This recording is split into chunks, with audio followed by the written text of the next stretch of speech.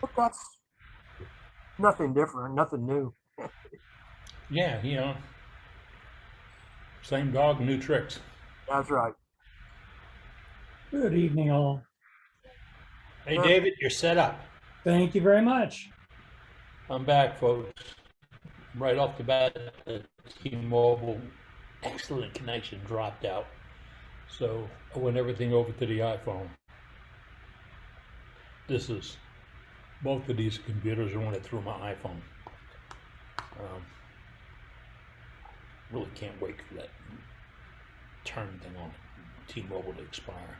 Then I gotta find something else.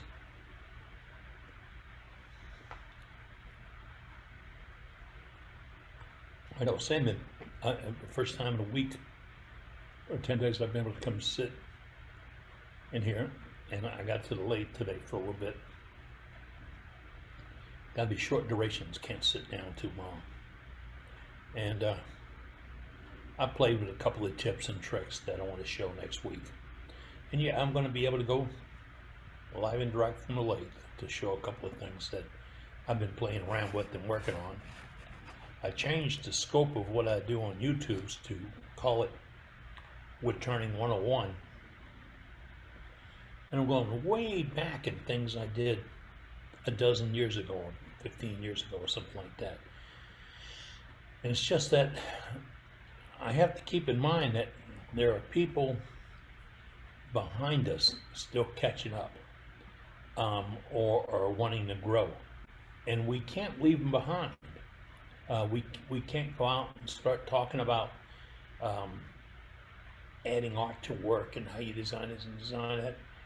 We're obligated to take them with us all the way through. I belonged to a club once that we had a mini demonstration before the main demonstration every single month. And the mini was geared towards novice turners. And we had a bunch of seasoned turners object to it. It's a major waste of time. But I had a dozen guys out there that hadn't seen some of these things, from how to hold work, how to sharpen tools, how to cut mortises, any of this stuff. It was all simple things, but it was things that we all need.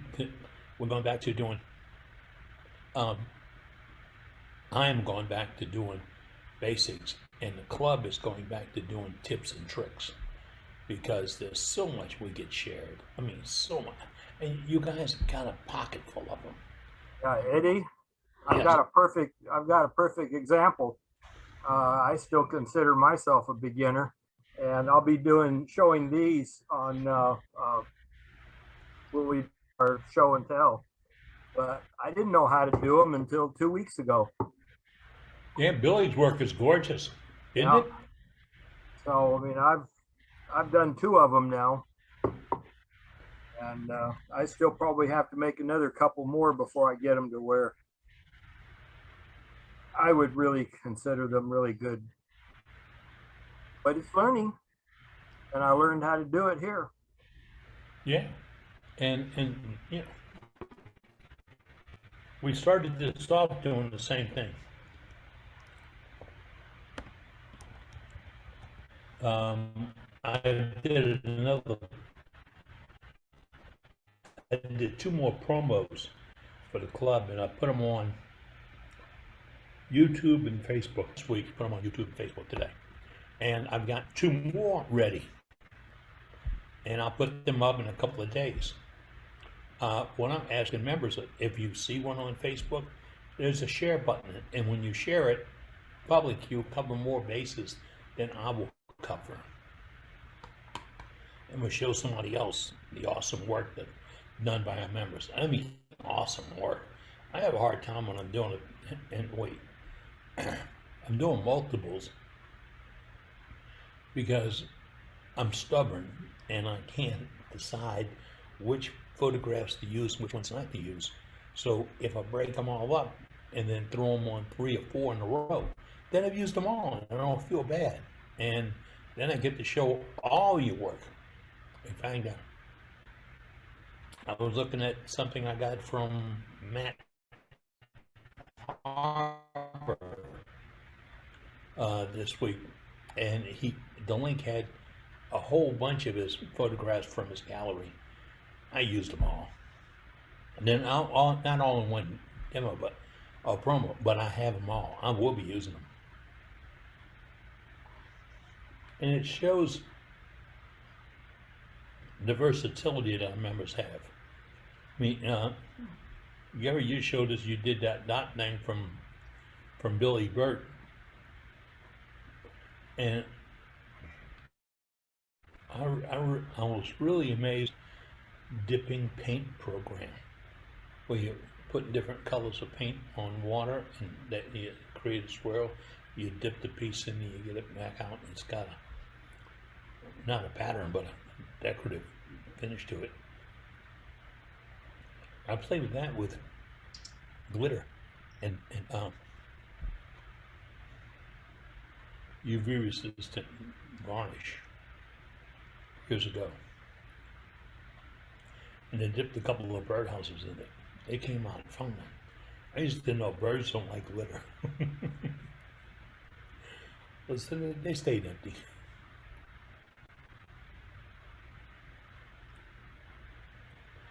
Okay. Dane today about who's going to be our demonstrator tonight. I did hear a lot about last week's demonstration with Doug Rowe.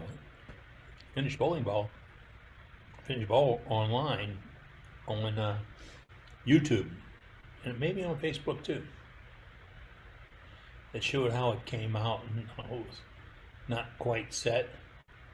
But what I heard a lot about was, why didn't he use a steady rest? And one guy had a really good point. If when he started out, I sent this information to Doug. If you put a steady rest out past the center of the ball and was holding it, it would help him get the ball centered, because the steady rest would help him get in position. And then once he started turning, if he moved it back, it would stabilize side motions, which is probably what broke that bottom off, is a side motion. Well, from the irregularity of the cut, because it wasn't. Conversations this week about folks telling us how they could modify or improve what Doug did, or their idea of maybe this will work. If somebody would interrupted his demonstration and said, "Why don't you do this?" "Oh, I do." Add to it. But I really believe in letting the demonstrator have his run, and that's why I have the Q&A station at the end. But, I like the ball. I wanted to go to the thrift center house and check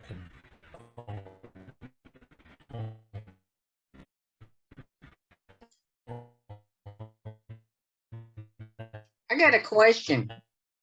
Can everybody hear Eddie? Cue balls. Yeah, he's got problems. I think he's trying to send two different pictures at the same time. I think that's overpowering his internet connection. His bandwidth is low. That's right. Yeah, Eddie, if you can hear us, you might. Yeah, have Eddie, one of we those can two hear you, feeds. man. He wanted to turn. It sounds like he can't even hear us. Yeah, kind of sounded that way, didn't it? Eddie, can you hear us? Hey, Eddie. Okay. Eddie, can you hear me? Okay, his primary feed looks like he's dropped off. That didn't work. Maybe now. Can you hear me now, Eddie? Yeah, I hear you now. Okay. Eddie, it looks like you've got two feeds going out and it's clobbering your bandwidth. Okay, One should be on cell phone, not on the Wi-Fi. Should be. Well, the one that's kind of showing your top of your head, that one has been pretty good. But the one that you're looking straight at you, that's the one that keeps dropping out or pausing because of bandwidth. Yep. And I went to this other one, this one here. Yeah, that seems to be pretty good. Yeah, because this is on T-Mobile wireless in the house. That's the one that keeps dropping out on me. That's why I disappear sometimes during the meetings. Takes about 2 minutes to recycle and get back in when I can. But I want, this is T-Mobile also, but it's on cellular. I really do miss Cox Cable. That was the best service we have had. AT&T kind of sucked because it was from the dish, and if it just got cloudy outside, we lost it. So, Brenda, I gotta find you again. Whoop. What's that? Now I got you. I couldn't find you in a list. Oh, I see. What are you Okay. turning? What's that? What are you turning? Well, I've turned 3 bowls this week. Did one today. It's not quite finished. Check this out. I like that material. That's the one you haven't finished yet? Yeah. I finished turning it, but see the flat top? You know what's going to happen to that? See that? I'm thinking some dots or something around there. That'd be nice. It's got kind of like an undercut. So it's kind of like a candy dish, M&M bowl. How green is or was the wood? Pretty green? Yeah. Ah, Yeah. Check this out. You see that? Can you see that spot right there? Oh, you can't see it very good. light spot. It looks like a dog playing frisbee. Little spalted piece. But you see a face in? Maybe you were going to say it was a critter hole. Otherwise, it was a boar or something. Looks like an owl. But yeah, I want to paint this one. I'm thinking it's either oak or ash. I'm not sure which one it is. What do you think? Kind of looks like ash. Ash. You know, the couple ladies give it to me that I used to work with, and they wanted a candy dish out of it. So I couldn't remember if this was the ash that they give me or the oak. That's what I did today. That undercut lip, you know now, is a little bit difficult sometimes. Oh my God. Yeah. You find out Yep. what scraper's good for right away. Yeah. They talk to So- dots. I'm Gary's using this doing bowl. something. I made this bowl too, but I got some granola in it. Use that one. And I made this one. I like this one. Check this one out. So my camera's a little slow. Yeah. Isn't that pretty? I like that one. What is the material? This was a piece of that. Well, the same thing I've been making for 2 weeks. It was at the ambrosia maple. Okay. Yeah. Looks good. I like the character. Yeah, I like the shape. You got a good finish on it. Is that 34 right? Yes, of course. Yeah. This one though, I just put sealer on it because I wanted to paint it. What you gonna paint? Well, I want to put some dots on here. All right. Yeah. I've been waiting to find a piece big enough to do that with. Somehow or another. Look forward to seeing where you go with it. Practice Yeah. practice first. And then I want to make a lid for it Cool. with a finial. So we'll see You if could that dot you could dot the lid too. Oh my. And match them. I saw somebody did that with a piece of Yeah. I don't know, a small little box they got from a dollar store. One of the videos I was watching, and they did it this way, and then they had curled it around on the bottom too. It's pretty cool. Okay. Next one I do, I'm going to do something like that. I got a piece of spalted maple that's about twice the size of the one I did before. And so I got plans. I'll look forward to seeing what you I've do, been waiting to Brenda. find a piece big enough to do that. Very cool. Very cool. Yeah. We'll see how it turns out. We've seen a lot in the last couple of weeks about decoration. I mean, decoration is that, Matt showed the dots, Billy Burt showed the, I don't call it display. I mean, we have I know we have a couple of pieces coming up in the gallery tonight. That painting that Billy showed, and so we've seen a lot of decoration. I wanted somebody to put the elbow on Bob Moffat to get back in with that texturing tool by Robert Sorby. I'd like him to show more, turn us how it works and how you adjust it to get the different cuts.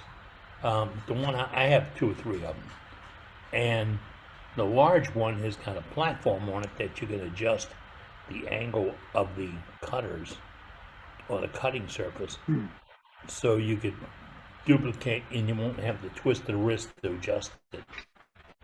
And the small one comes with a platform too. Yeah, I think, but I bought one out of a estate sale that didn't have the platform, and it was all in a box, and it just wasn't a feature of that particular model as it was boxed up. And I played with that, and I found out I could swirl down and change the twist on it, but experimenting cost me a lot of wood. And I like to do platters and plates, and the ones I have with that embellishing on it really look good.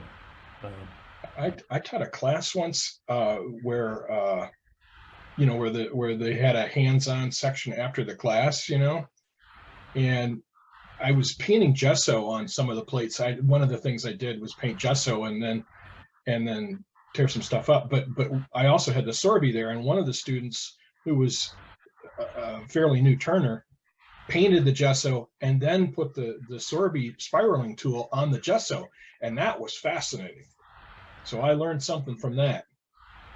Oh, because it didn't necessarily, depending on how long you left it on the gesso and how thick your gesso was, it didn't necessarily go all the way through, but it made for a really great canvas to put like wax in the grooves. You know what I mean? Yeah. So it's black gesso and to put like red or blue wax and the pink wax in the grooves came out really cool. And it didn't tear out. You didn't have to deal with the tear out of the wood because it never went all the way through the gesso. It's fascinating. Something to play with.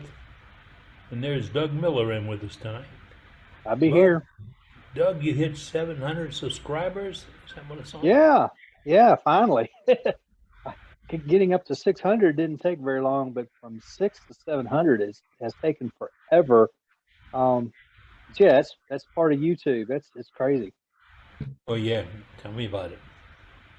Yeah, we were following each other around all weekend to that. Every time I signed on to one of those live demos, Doug was already there. Oh, the virtually crafty. That's something I try to hit as many hours of that as I can. There's a lot of good stuff, and even the ones that are not turning, they're doing something that's fairly interesting usually, and you can pick something up that can carry over. Something that could be applicable to what we do. Absolutely. Yeah, absolutely. And when there's not, I can always go back and hit a couple of those early ones that I missed. They start, it's 5 o'clock my time when they start. So I don't catch those first couple, maybe three, until I Yeah, one go of the back. I have to go back and watch them. yeah, one of those mornings I was actually up that early. One of the dogs had gotten me up, and so I was in there at 5 a.m. our time. Ooh, It was like Saturday morning or something like that. It was like, right. yeah. Blacksmith was pretty cool.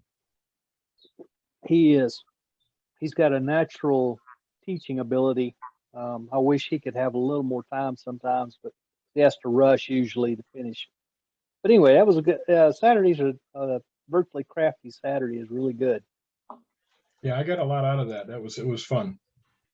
That plate that Steve did with all the dark colors, I didn't think that would turn out very well because they were all kind of dark, and he blended them all, and it's like, wow, that is so cool. Yeah. He had just done one. He had a session Friday night where Martin Saban Smith was on with him, and Yes. Martin actually instructed him through the hour on how to dye the piece to get us a particular effect. Yep. That's the That one was- I was talking about. Okay, yeah. Then Saturday comes around and turns another one. The one Saturday was just blue, and then he did the gold embellishing paste on top of that. And that was really good. Could you guys put in the chat, the link into that? Yeah, I'll have to go find it. Unless you got it, It's- Doug. I don't have it right off. I can put it in chat. It's so simple though. Virtuallycrafty.com. But that just comes around every other month, one Saturday every other month. And it's not the same Saturday of the month either. I was watching it live. I was watching it live on YouTube. Yes, that's the only place it is YouTube. Okay. Virtuallycrafty.com. Usually a few days before that, they put it out, put the playlist on there, and then you can start it wherever you are. I got the link. I'll put it in. There you go. It's just a great day of seeing.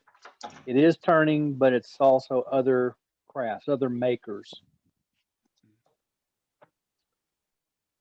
There's the lady that throws the pots for an hour. That's really interesting usually. The glass blowers for an hour, the blacksmith. Virtual Craft Festival live. There you go. There are a whole bunch of different people's YouTube channels. Yeah. It'd be neat if they could condense that to one place, but it's just not. Yeah. Carl Jacobson was on one. I caught a piece of his too. He's usually the closer. Yeah, he's the closer this week too. Yeah, you were on there too, weren't you, Dane? No. Hey, Dane. Hey, gang. Hey, everyone. Hope all is well. Oh, we're doing good. How about you, bud? Hey, Eddie. Yeah, doing pretty good. Can't complain. Keeping busy. Weekend went very well, so that's great. And I'm demoing for you all tonight, so that'll be fun too. Cool. Oh, it's you tonight. Okay, I was just asking Dane who it was. I didn't have the list. Surprise. We kept it low key. Yeah, I have nothing wrong with that. I just I couldn't be in here. So and that's where this computer pretty much lives. Until today, boss found me a big, about a 5-inch thick pad I can sit on. It's just it molds itself to my body. All right. So, what are you going to demonstrate tonight, Kade? You should keep that down low too. Here we are. Oh, wait. I've seen one of those. Those are fun. I'm going to go back to it. So here, these little guys. So we'll do this guy.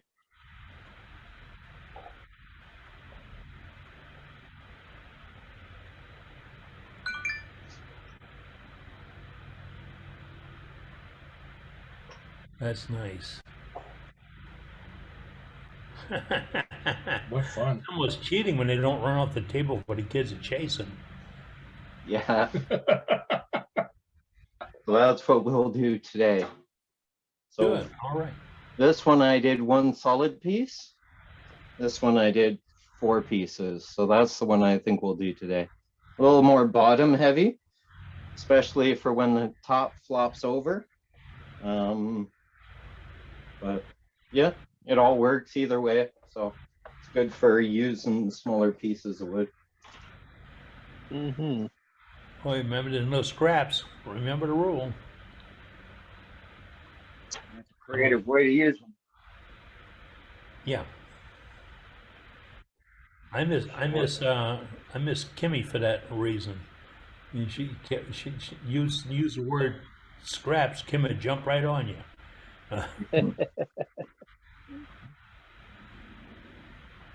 Yeah, they're fun. They're addictive. You can play with these things for hours. Kids love them. My cat goes nuts for them. I bring him upstairs to show Cash and Lindy, and my cat's all over them, chasing them and wants to get at them. And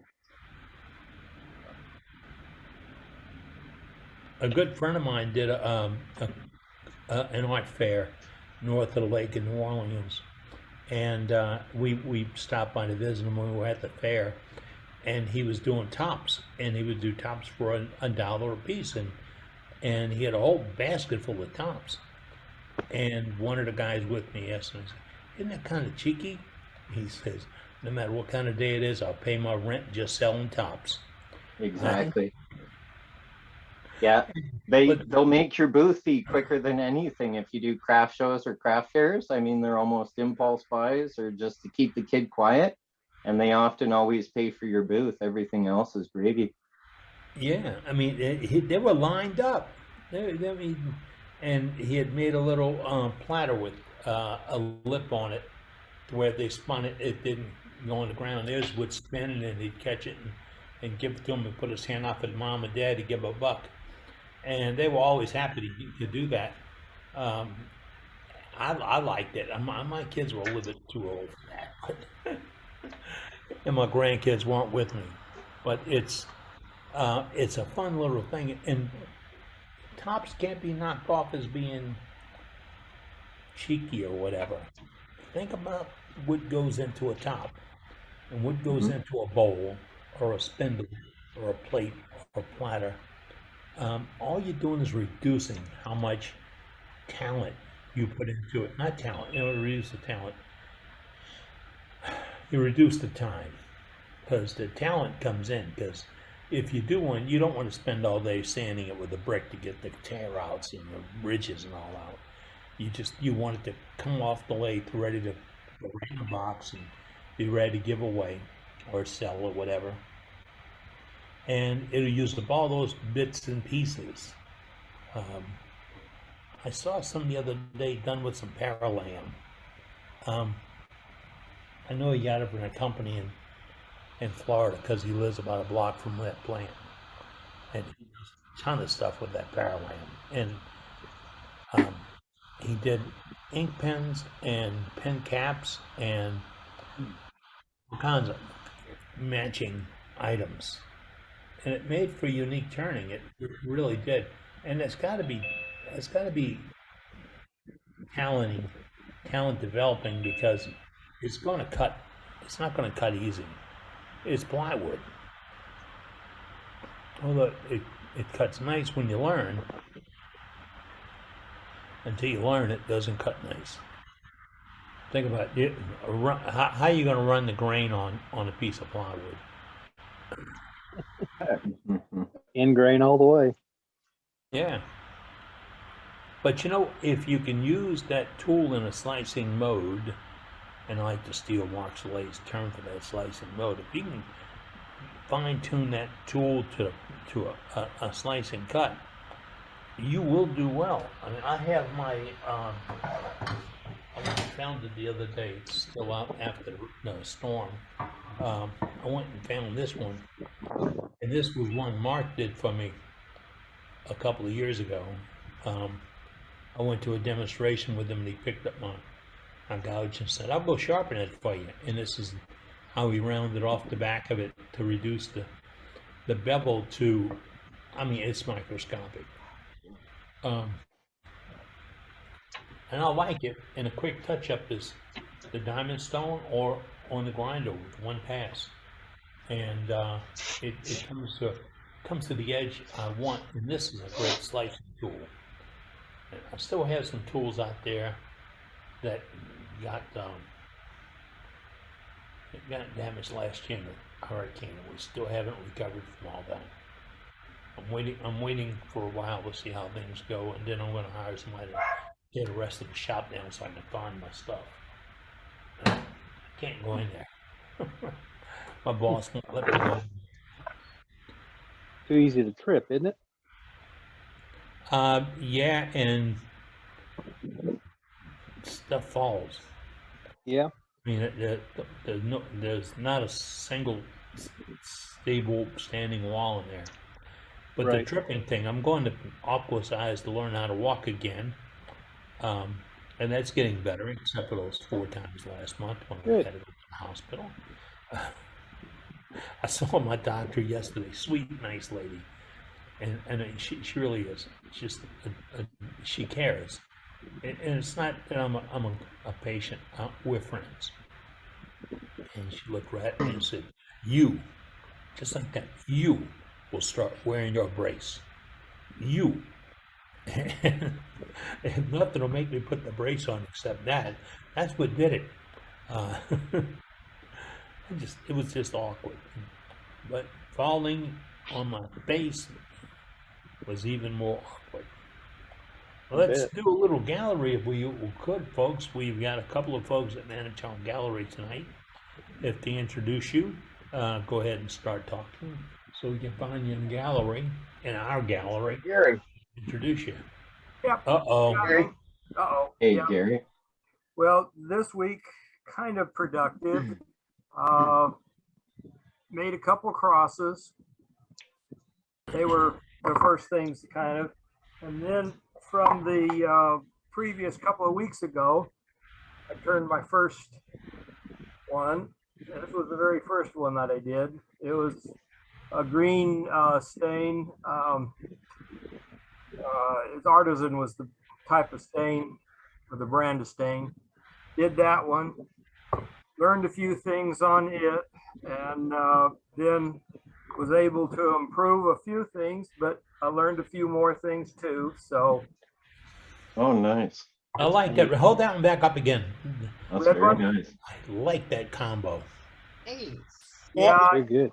and what I found with the paints that I got, in fact, I had intended to have them in here so I could show what it was. It was one of those combination packages out of Amazon where you got 6 or 8 colors, and I wasn't too happy with them that much.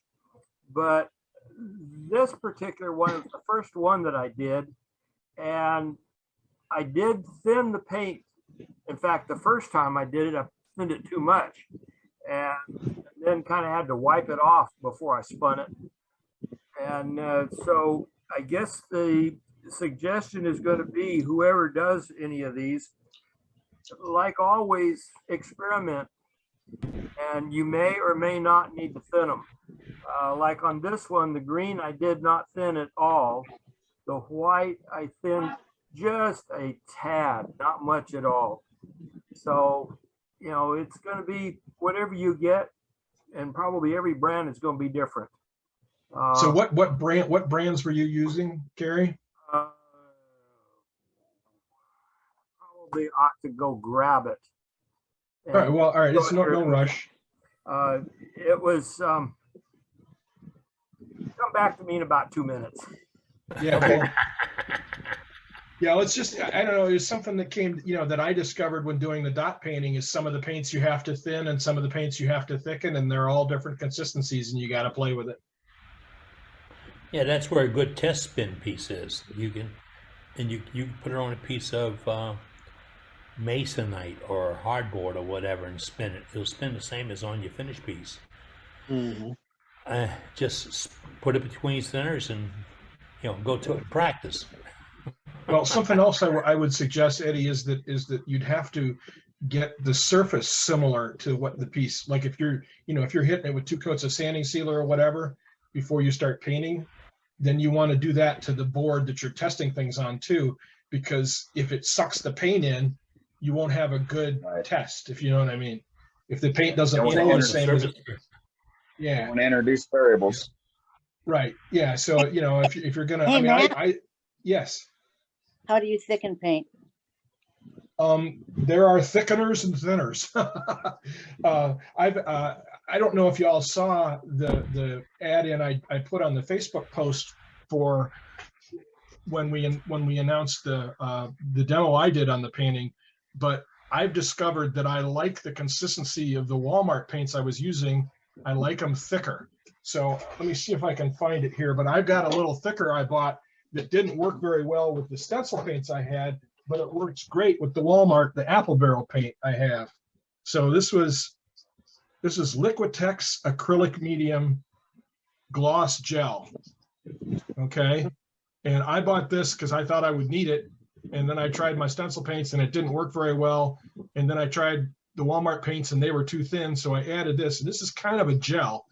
I don't know if y'all can see it in there, but it doesn't flow. It's not a thinner, it's a thicker, thicker.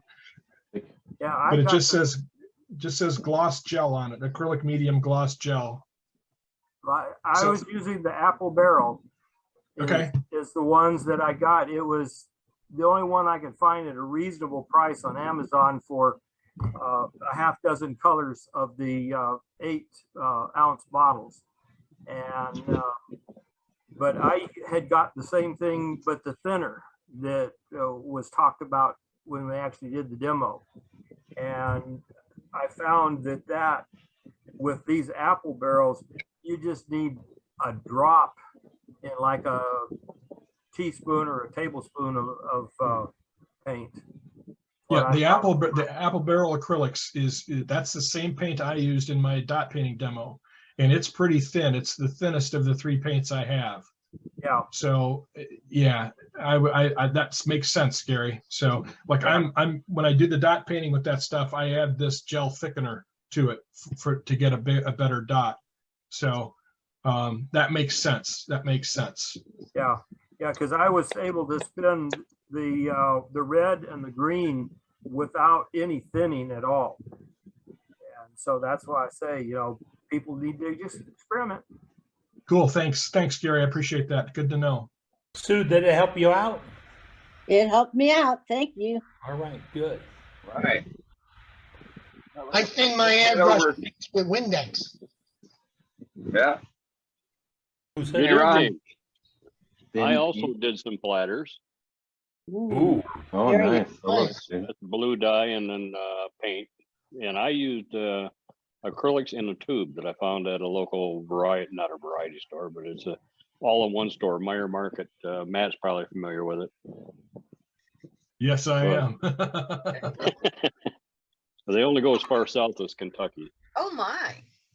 Wow. Oh, cool. That's cool. And those are I both got it. poplar.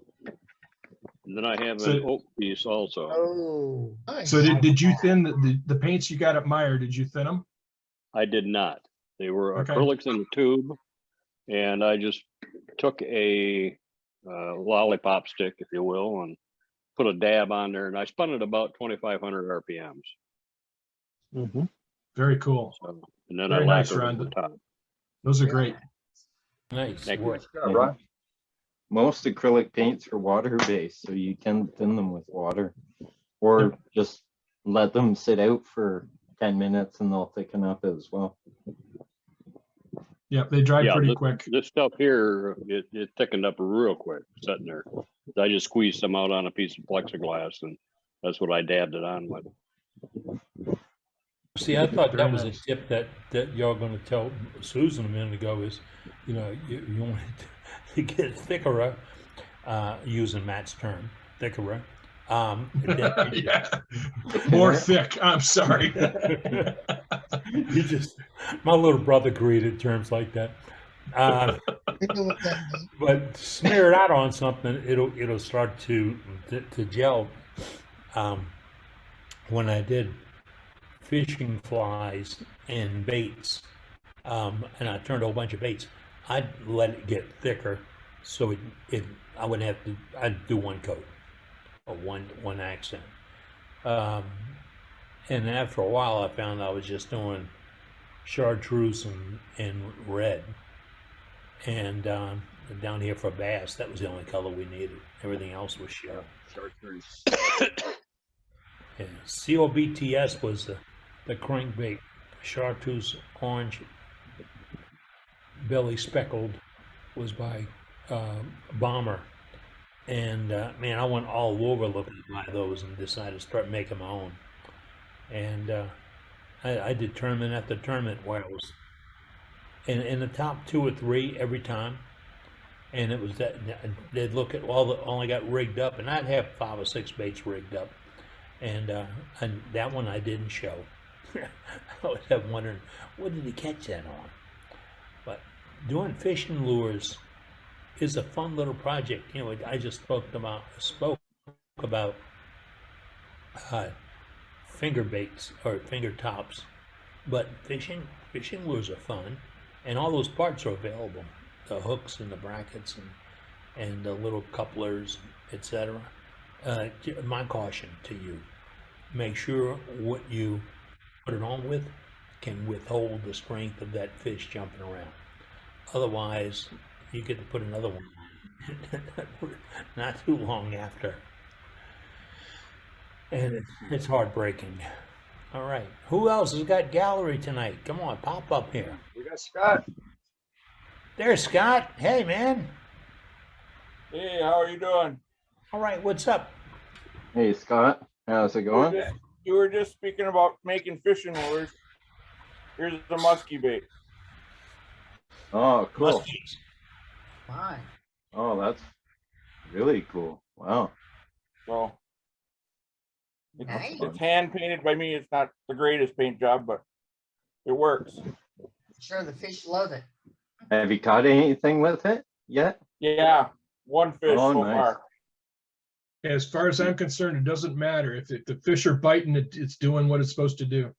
Yeah, they're reactionary fish. I mean, Muskies hit out of madness.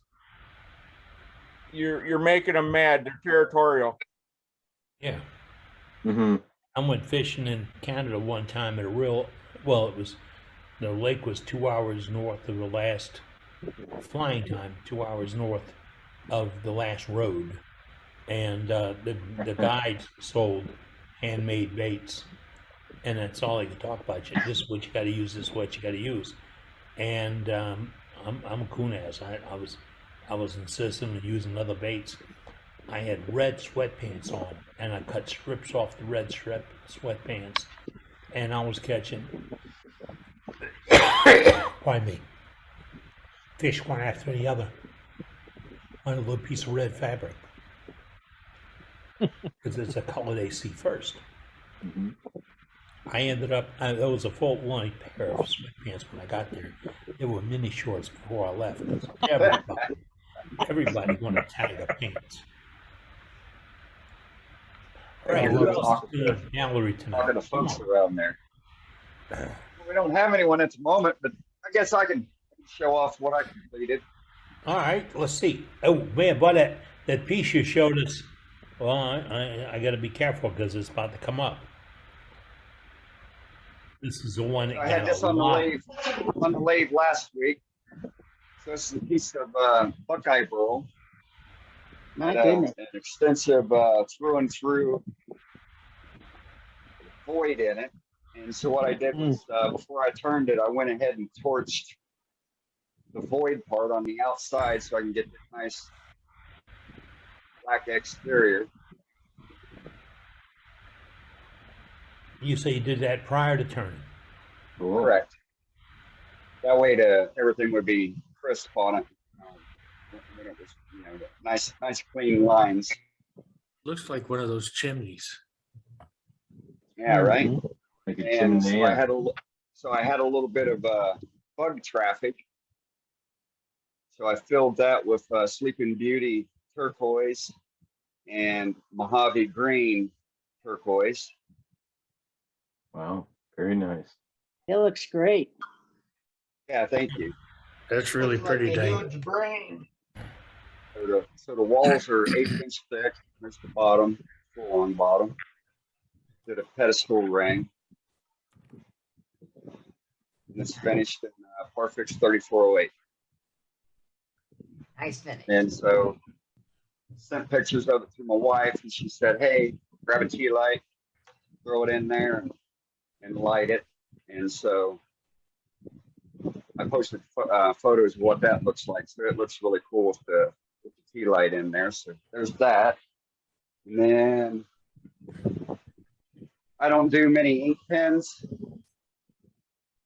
and I despise doing resin just because of the mess that it makes and the mess that you got to clean up. But I had a commission for a pen to do. And so here's one done in gator jawbone. That is nice. Nice. So I just finished putting it together shortly before the meeting. It's fountain pen. Okay. Oh, nice. It's pretty. Nice. Of course, it's finished in what else? Parfix 3408. What kit is it? It's the Metro. Thank you. Is that real bone or is that acrylic? No, well, it's gator bone that is stabilized and then cast in resin. So it was a full-on custom blank that I had made for myself. Oh, I see. Yeah. For the project. And so I definitely know in the future I got to charge more so I don't have to make the doggone things. I know how that feels. Dane, you got a question in chat. What is it? How do you sand and finish the inside of that hollow form? So I turn with really sharp cutters. I use high-speed steel cutters. And so I get a smooth finish off the tool. And consequently, I don't sand the inside of my hollow forms. The surface is already at 320. So When you did the resin on your hollow form there, did you put that under a pressure pot or did you just fill up the holes with resin? oh no, it's CA and actual turquoise stone. Okay. Yeah, I got the stone last spring at the Gem and Mineral show out here. Nice job, Dane. Yeah, it's beautiful, Dane. Right on. Thank you. Okay, if I'm still got connection, Dane, can you continue the gallery? Because I lost my connection again. Yeah, I'm just now pulling up the chat here, so I'm looking to see who's. I think you got Bob Grinstead on there. Do what? I think you got Bob Grinstead that still has something to show you. Right. Yeah. Hey, Bob. Yeah. All right, guys. I've got a couple of things. I got a little piece of CATALPA. I'm not sure what that is. Oh, yeah. I didn't like it. It turned out to be a pretty bowl, but I really didn't like turning it. I really felt like it kind of irritated my skin, so I guess that's why I didn't like it. But it's more like, I guess, cedar or maybe redwood. It was a real light, dusty material. But anyway, it turned out all right. It's just not something I really like. Had a couple of wormholes in it, and I just left them. They'd already been packed with sawdust, from they're leftovers, and I just left it in there. And then I have another one here. This one is elm. It's a, I guess a scallop bowl. That's So beautiful. it's, so it's scalloped inside and out. Very nice. Wow. I thought that turned out real pretty. It's, Oh, we lost your sound, Bob. oh, lost my sound. No, I can hear you. Okay. But it's Good, just a Bob. little, is the picture backward to y'all or? Oh, sorry. Oh, No, No, No. Bob, the picture's right side up. I have the same problem. It looks backward to me and everybody else says it's the right side up. yeah, it looks great. Okay, all right, well, good. Yep, You don't yep, have yep. to- Never mind. It was just me that couldn't hear you. I accidentally Okay. hit something on my computer. that is gorgeous, Bob. Well, Okay, thanks. because I don't know any better, how did you get the scallop part? I still on the lathe and I use an index wheel to index it around. Uh-huh. And then I had a Merlin 2. It's a little 2-inch grinder. Okay. And I used that to, on a platform, just a straight platform, and just went down it. I actually marked the rim. It was like a 1/2-inch rim and 1/2-inch thick. And I went ahead and marked it in the middle so I'd know how deep I was going to get with each scallop. Oh, okay. And then I actually marked a mark on the side going all the way around. So I know I wouldn't pass that mark and I wouldn't pass the center of my piece, and just ground them out. And then I went in the middle of that index with another index mark and did the inside the same way. Thank you. Yeah. And then came back and sanded it, but a lot of sanding. This one actually had a nail in it. I didn't know it. I was here turning this whole thing, and right in the center here where I had a tenon on here, and I finally cut it down to it's nearly in the center, but it has a nail. I don't know if y'all can see it or not. But, Sounds like we need Oh, yeah. a demo. yeah. Then the other one didn't come out on the other side, so I was lucked out, I guess. What kind of finish you got on that? That's Parfex at 3408. Beautiful. I got to where I like that better than anything. It's fast. It's one coat and buff it off, and you can finish a bowl in a day. Yeah. One of these small ones. So I really like that. Yep. Anyway, that's it. That's all I got. I don't know that I like this wood. How do y'all pronounce that? Catalpa. Oh, catalpa. Yes, catalpa. Catalpa, yeah. Magnolia. Catalpa. Catalpa. Has those big white flower cones in the spring. It's messy as hell. Drops big tobacco seed pods. Oh, yep. Pretty messy tree, huh?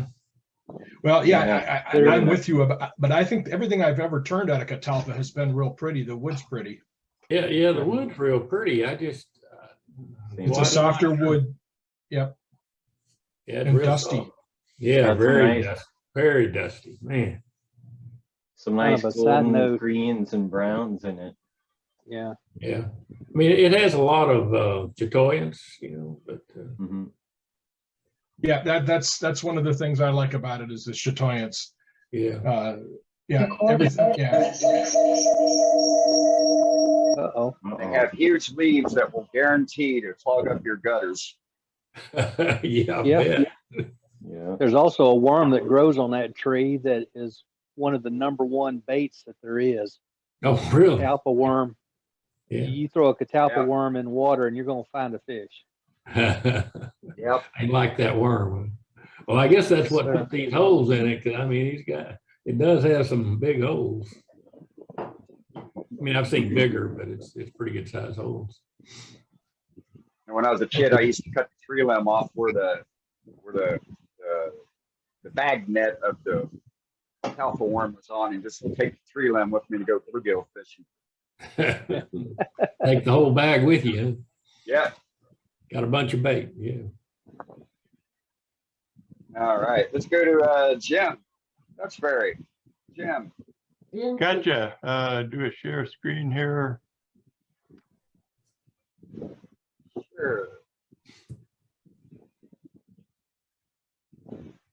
Did that come up?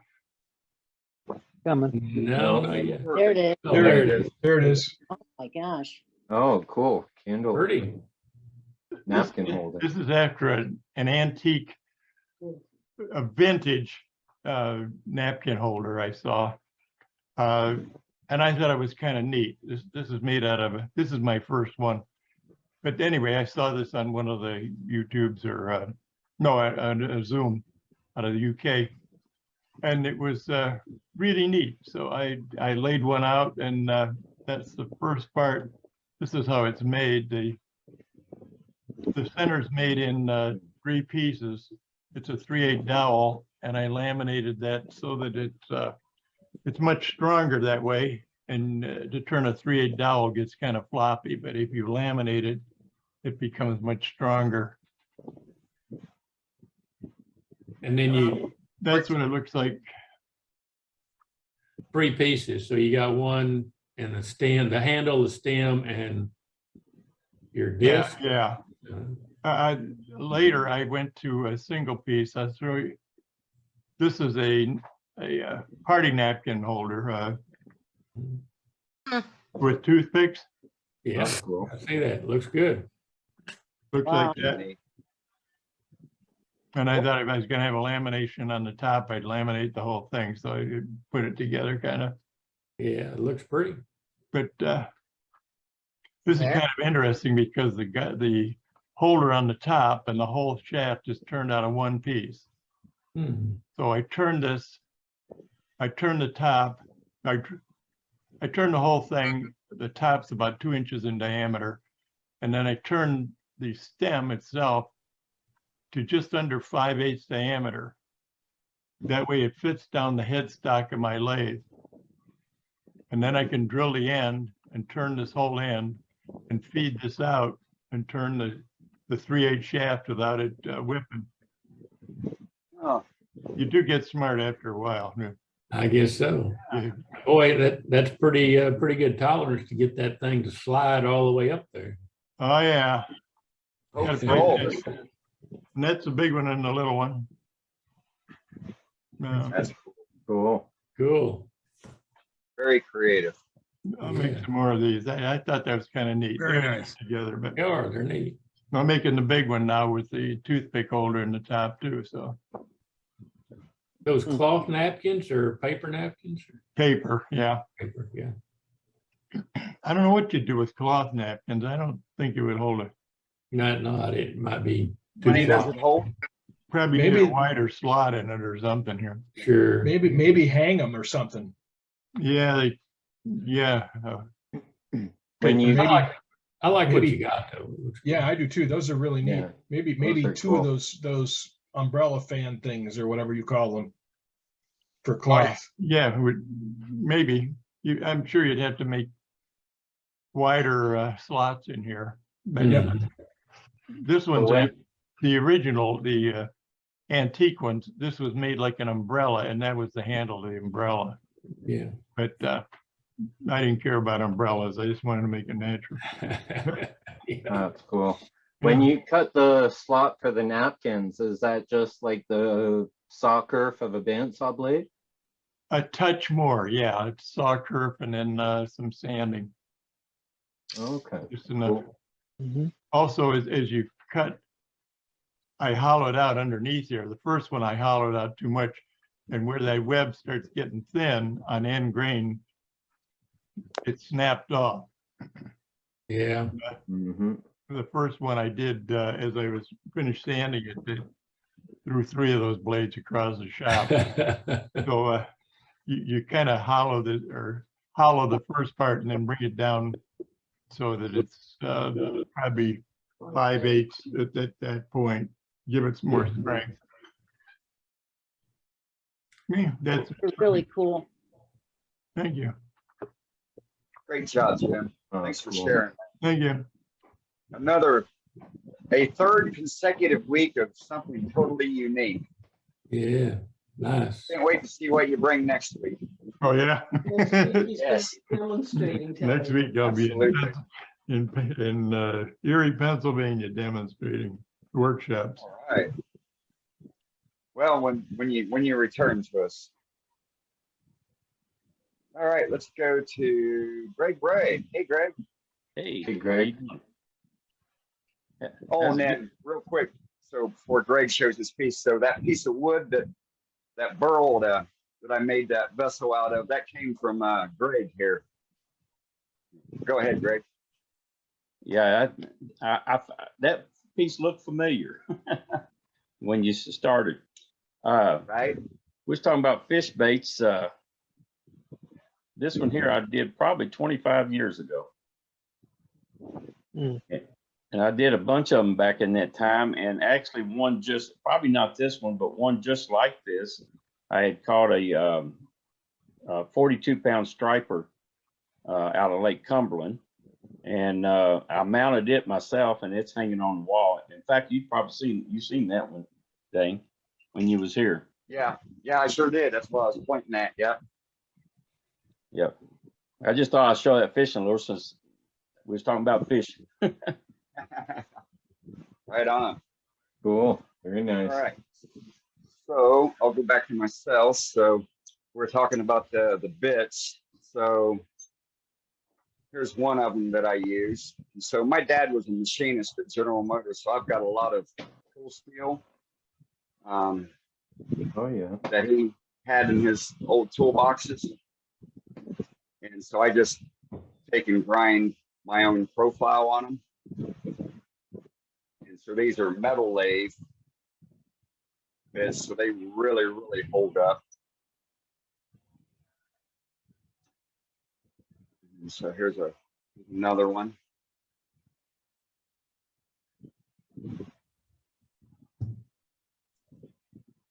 So this one's got a negative rake on it.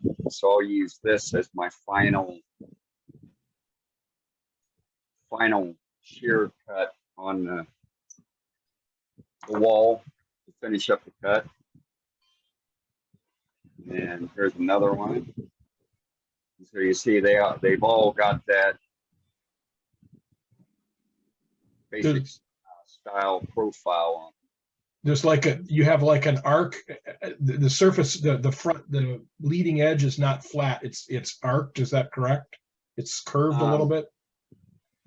Yeah, on the front part here, yes. I can't really see because it's not, the camera's not focusing. There we go, okay. Or just put your hand behind it and then it'll zoom in. There we are. There we go. Sorry. Okay. Is that honed? There's no grind marks in it. Yeah, that's I hone. Anytime you got a flat cutting surface, Yeah, you want to hone the top part of it, because otherwise you're just leaving a uneven burr on the front. Yeah. So you always want to hone that, to 500. Whether it's your scraper, your diamond parting tool, your flat chisels, your plane irons. You want to have them all honed to get that. Should be able to see yourself in it. I take the back off my grinding shield, turn the grinder around and use it in a honing position. Sure. It makes a much better grind. Once you shape the tool, you never grind it again. Right. Yeah, it's also a good method.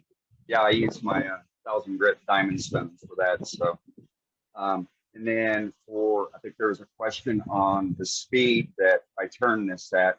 So with this vessel being very suspect in structure, thrown through voids, the bottom, there was only 1/3 of it that had a solid connection of wood going around the side. So I didn't go over 600 RPMs when I started hollowing the inside.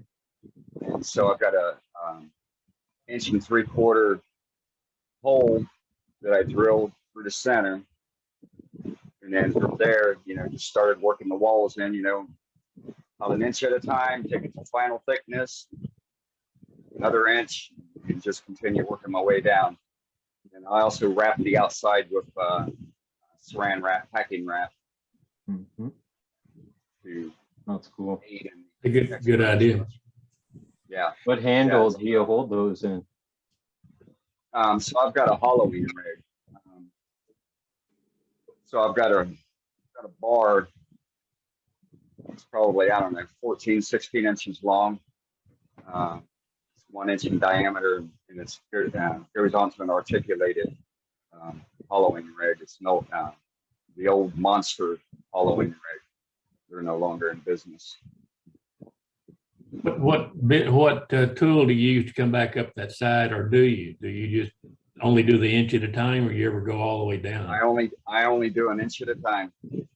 You go to your final, with that shear scrape, with the negative rake bit that I've got. You got a 320, 400 grit surface. And I've done enough of them to where I don't get any ridges or gouge marks or anything like that on the inside. So nice.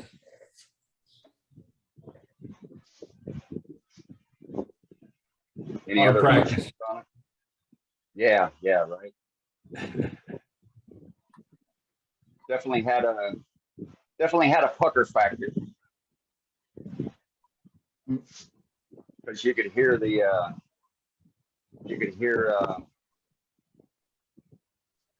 when you went too far, when you're initially cutting, catching on to the voids in there. So, but yeah, other than that, it came together and no problem and everything like that. Just swapping out the bits, making sure you keep them sharp, and you won't have no problem. And, just like turning a bowl, light cuts, sharp tools, and you're going to have an immaculate finish. So if you needed to sand it, you wouldn't be able to sand it. You wouldn't be able to get a sanding apparatus inside to be able to sand something like that. So. Anybody else got anything for gallery? Okay, it's your turn to show them. You have them. In about 15 minutes, we're going to go to Kade Bolger of Canada, and he's going to do a demonstration for us. And we'll take your tips and tricks and ideas. Now on August 10th, that's 2 weeks. We're going to do a program completely on tips and tricks. It's going to be geared for you to share what you know, and that's an important part about what we're here for, what we do, and we continuously get this input from our members. Let me show you how I did this. Let me show you how I did that. Well, on August 10th, we want you to show all your secrets, all your ideas. We're looking for ways to help novice turners, and say rookie or beginners, novice turners, to improve their work and how to turn safer. And you'll know as I do, there's so much stuff, that's a kind way to say it, on YouTube, that sometimes there's some bad habits being shown. And people think, well, I can get away with that. But you might be able to get away with it, but can he get away with it? And if they don't know what to listen for, what to feel, how to sense it, we're trying to give them that. I had a long conversation one day with a lady from the St. Louis area. She went to a woodcraft or one of those type stores, and the guy told her that when you grab on a piece with your chuck, and it wasn't a stronghold, another brand of chuck, that you had to put a dovetail on it. He wasn't real specific because she saw a dovetail on the other direction, not an inslope. She saw a dovetail sort of like this. Don't know where she saw it at, but she was telling me that no matter what she did, she couldn't hold the pieces. And that's what we FaceTime, and she fixed it. Was happy as could be. But you have to understand that some of these folks that are giving these tips and hints and ideas, they may not be turners. They may not be experienced with what they're doing. It's just an opportunity for them to get there and show something. And we're in the retail market, and they're only there to sell. So we're trying to get you past that edge and have it to where you can benefit by what we show you. You can turn better, turn safer. And by all means, I definitely never want to get to a position somebody says, can you teach us some art? No. All right.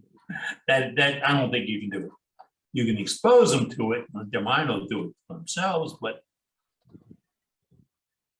you can't teach it. We're going to go back to gallery right now. I have a couple of folks that have popped in here and said they have a couple of pieces of the show.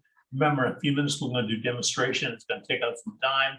So if you want to show something tonight, you can do it now. You can do it following the demo. But let's jump right back in there. Well, we You got see it? Joaquin up next. Joaquin, talk to us. How you doing? Hey, Joaquin. Good. All right, it's late tonight. Just getting my my truck repaired. So I got this little guy. This is spalted maple. It's about 4 inches high, and it had a horizontal crack that blew out while I was turning it, while I was hollowing. So I decided to save the piece by piercing it, giving it a little texture. And then I hit it with the torch, and there we go, get a little more light. And then I hit it with the torch, and then I rubbed rose gold embellishing wax. I took the Dremel and did some texturing and rubbed rose gold embellishing wax in to get just a little bit of color and character in there. So That's a very nice design opportunity. Well done. It was so weird that it had a crack this way. I would have expected a split, but not a crack. And so I decided to go ahead and turn it and see what happened. Well, we see what happened. This is the same piece of spalted maple, just a little bit different spot. The lid is sapele and African blackwood. And I got a little, I don't know if you can see the texture. Yeah, I got a little texture in there. This is just a really fun little piece. I love the spalting. I'm also really enjoying my laser. That's really nice. And then very nice. There's a piece Nice. of Oh, nice wing bowl. and I decided rather than doing a platter that I wanted to do a bowl with a foot.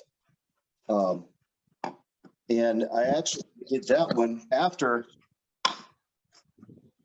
I did that one. So I like the idea so much of having a little bowl in the middle and having that foot. So Yeah, it works, man. Nice job. it's a fun Very design. cool.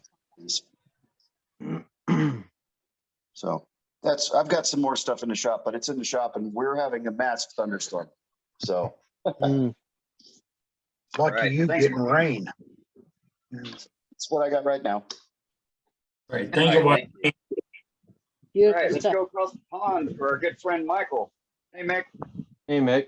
Oh, good evening from the other side of the pond. Yes. I was at Martin Clarkson's tonight, and we were talking about inserts into pieces. This is a small English boxwood threaded box with 16 TPI threads on there. But what we was on about is making different sorts of inserts. So I did one, a book match sported beach. Beautiful. If you can see it, it looks like that way up. And that's really cool. Yeah, that's It looks beautiful like a looking. Phoenix. Yeah. Looks like a Decepticon. Or Yeah, the you head get of a different praying shapes. mantis up at the top. Yes, that's what I was. It's Yes. It starts Or a off, bat. you get two, you cut on the bandsaw, Yeah. 1/4 inch thick Book matches. on there, and then put them together. Right. Yeah. And then just, this one, I'm gonna, so sort of cut down here on there, and then turn to a circle. And then that's where they come out, like. Nice. Nice. Brilliant. That's neat. Yeah. Nice job, Mick. Very nice. Yeah, so just something different, you know what I mean? I've seen different Right. sorts of inserts, but Yeah, it looks That's like two eyes looking at me like a monster at the top. Y'all gonna get Brenda started now. It's an Yeah. alien. Yeah, Me. Yeah, that's damn cracking. yeah. There we are. That's all I've got. Thank you. Thank All right, you, Mike. thanks. And I know Martin's over there from the flip side of the world right now. He is. I think he's on here tonight. Yeah, I saw his name up in the earlier. I'm watching you, Mike. I'm watching you. I know you. I know you was there. We rely on our out-of-country friends to help us occasionally. Something just went wrong. There he is. There's our out-of-country. Hey, Martin. Oh, Hey, camera guys. change, Eddie. I've got just on Matt's demo. There's been a lot said about the painting recently and colouring of work. I used to do an awful lot of colouring, and it becomes great fun when you're doing variations, and there's so many different ways that you can put your paints on, whether you're going to spin them on the lathe or whether you're going to cover them in a like a paper towel and make patterns on there. And I was just having a look to see if I had some pictures, if I can share screen. Some of the clocks that I used to do. Can you see that? Yeah. Oh, yes. Yeah. The reason I don't do these now is because when I used to take 15 or 20 clocks out to a fair, there was always somebody wanted a colour that I didn't have. You'd have 15 or 20 different colours, but somebody always wanted the one that you didn't get or didn't have. So I ended up spending more time writing people's names and addresses and the colours that they wanted and coming back and redoing clocks. So I stopped doing this and went just to the black and whites. But one effect that I wanted to share with you while you were talking about that earlier, if you're going to spin something out on the lathe to give you that kind of astronaut effect, you know, where the centrifugal is going to send the force out over, if you draw a line or paint a line dead in the center, if you put, for example, a blue line at the top and a green line at the bottom, and turn your lathe on fast so that it spins out, they don't cross over. You will get the one color at the top that spins to the top and the one color at the bottom that spins to the bottom, and you get almost like an horizon pattern.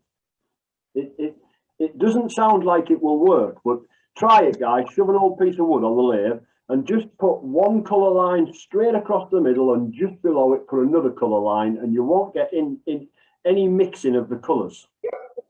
A lot of these clocks that I used to do, I used to put them on, put a base color on or a couple of base colors on, and then put cling film on the top of them.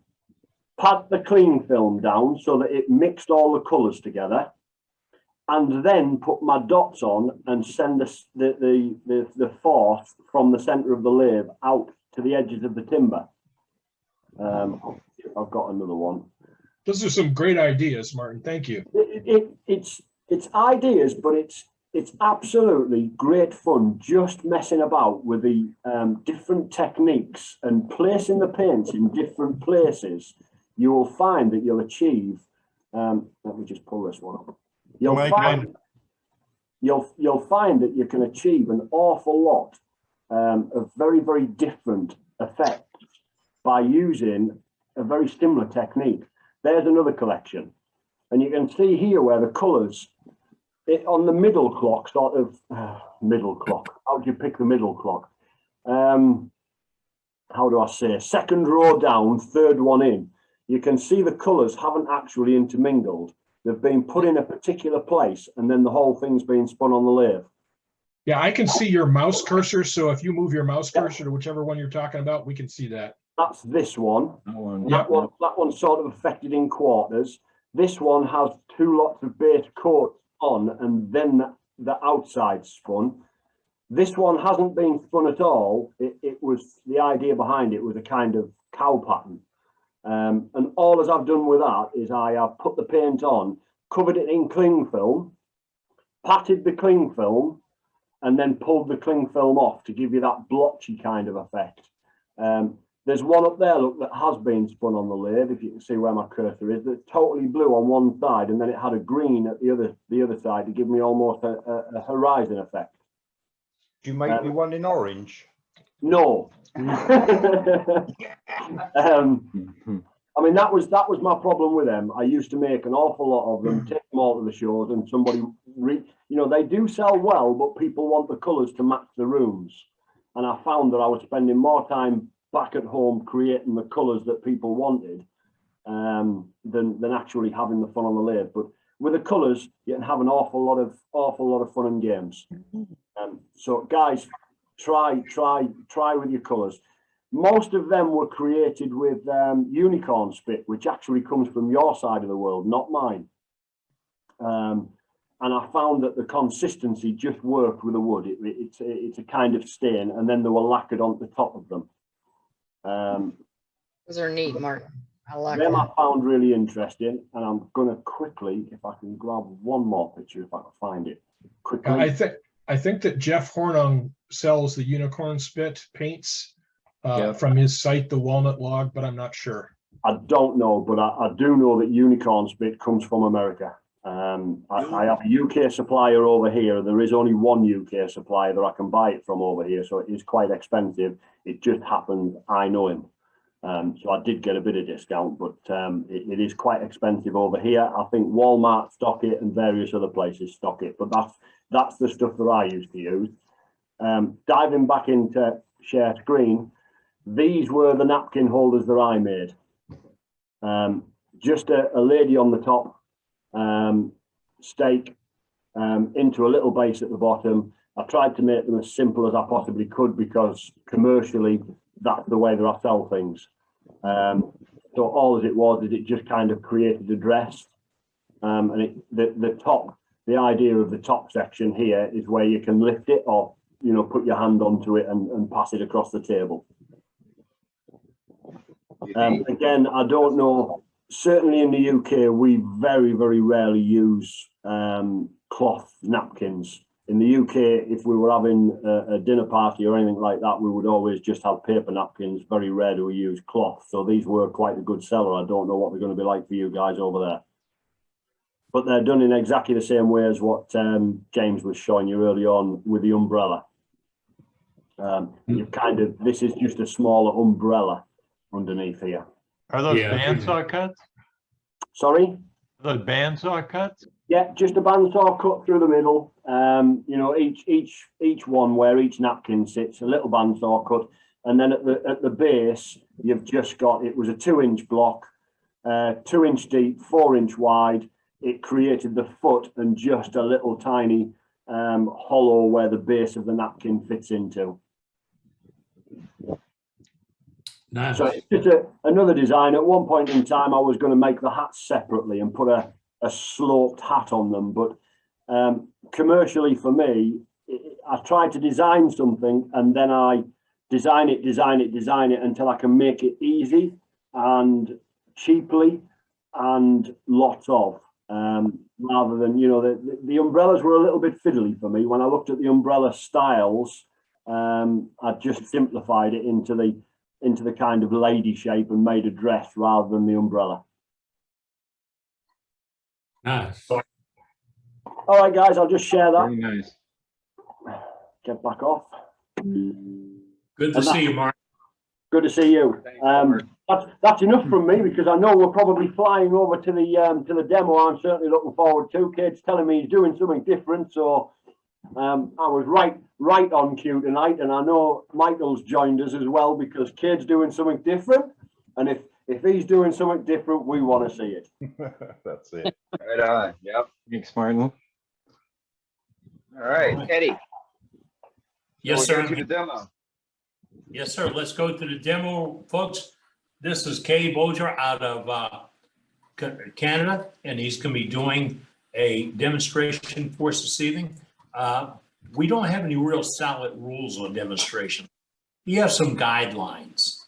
And it's not his guidelines, it's your guidelines. And your guidelines are simply this: Kade is doing the demonstration. If you have questions or you need more details or whatever, you can ask. We prefer you not to say, I'll do that, but when we get done with the demonstration, if you've got a but, let's throw it in there. But first, I want to see how he makes these things, because I got grandkids and great grandkids, and I think they're going to want some of these things. Kade, it's yours, sir. We're going to mute everybody. And then I have to, all right, we're going to mute everybody. Then you read.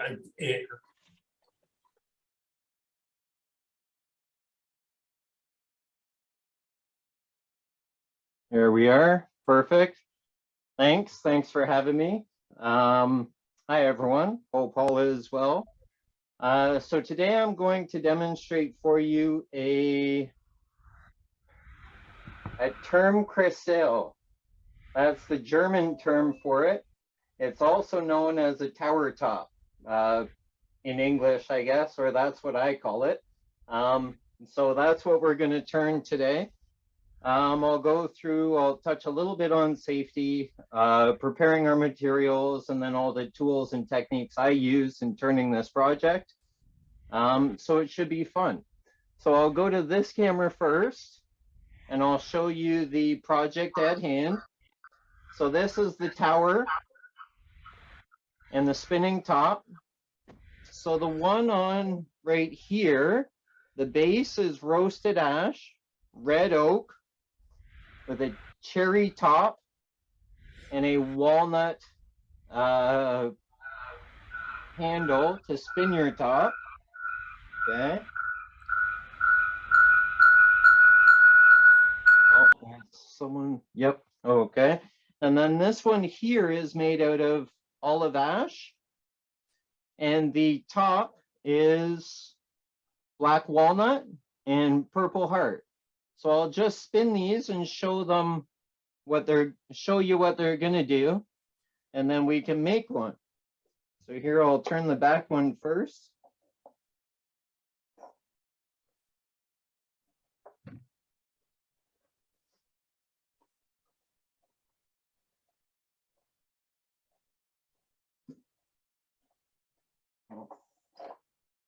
There we are. And then they just fall and they catch themselves. So they're a fun little project. They can be addictive, and you'll just play with them over and over again. But there's some vital measurements that you have to keep in mind. So at the end, I'll tell you what can go wrong and how to troubleshoot those. Okay. There we are. All right. What's the difference between olive ash and regular ash? Regular ash is quite plain and just a blonde colored wood like this side. Olive ash has a lot of nicer browner characteristics and curl and swirl within the grain patterning that gives you the color contrast between the grain. So here you could see what olive ash would look like. And then on the other side, this is what plain ash would look like. Just pretty plain Jane blonde with no brown lines or black streaking through the wood. Okay, so that's the difference between olive ash and ash. Now you can make them all out of one, or you can make them with a separate base. I like making them with a separate base because it makes them a little more bottom heavy. If you do it this way, you have to remove a lot of the wood in the top, so it's not top heavy. For when this falls over, the whole piece will fall over. Okay? So let's get started.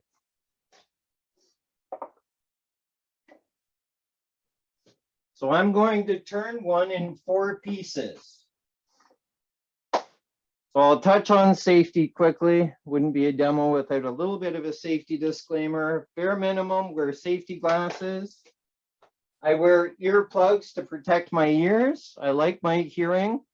Earplugs, custom pair, significantly less expensive than one hearing aid. So protect your hearing.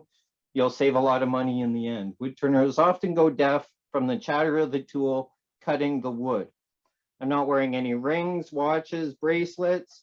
Anything that can pull me into the lathe could be detrimental to your fingers, small bones in your hands and your arms. I also do recommend wearing a full face shield. You may not think you're pretty, but your spouse does.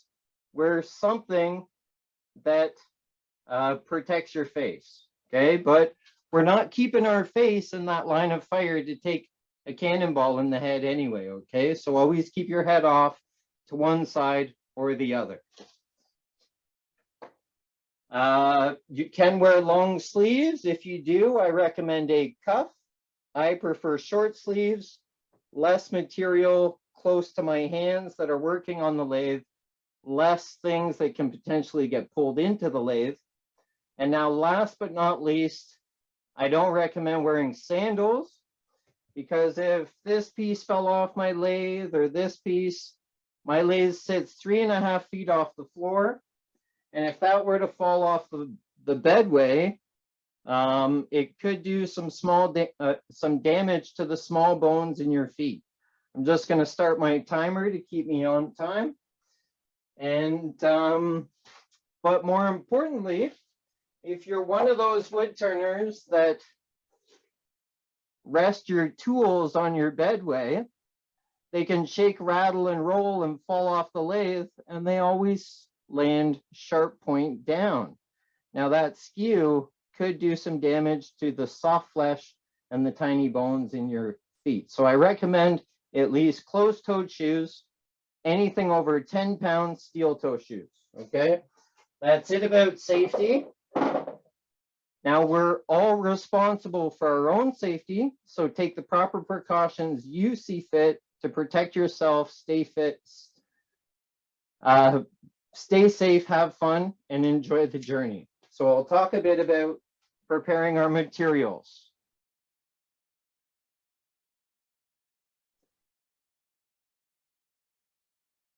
No, I wasn't watching you yesterday. I was busy working. If that question was for me. And let me see. So preparing our materials. I'll switch to this camera. I don't watch too much YouTube. So here we go. Here's my materials.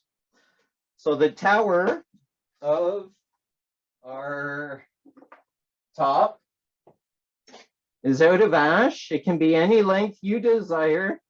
I start with a 2x2 square, whatever length you desire. In this case, it's 6 inches. This one was more like 4 inches, but you can modify this to whatever size you desire, okay? The base of the piece is roasted ash, and this is 3x3 by 1 1/8 inch thick, and that will be the base of the material, and that will sit just like that. Now the top portion, this is the top portion, and the top portion is turned out of a 2x2 square. In this case, it's 2.5 inches length.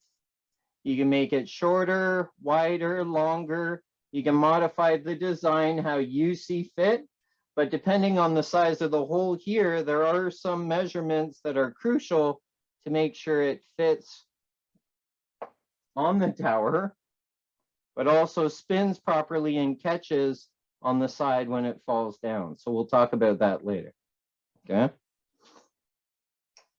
And the stem can be made out of whatever material you desire. In this case, it's 1/2 inch by 1/2 inch. This is 5 inches long, and this is Purple Heart. And I will get 2 stems out of this one piece. So let's get started. We'll rough these round, we'll mount them on the lathe, and we'll make some wood chips. Okay.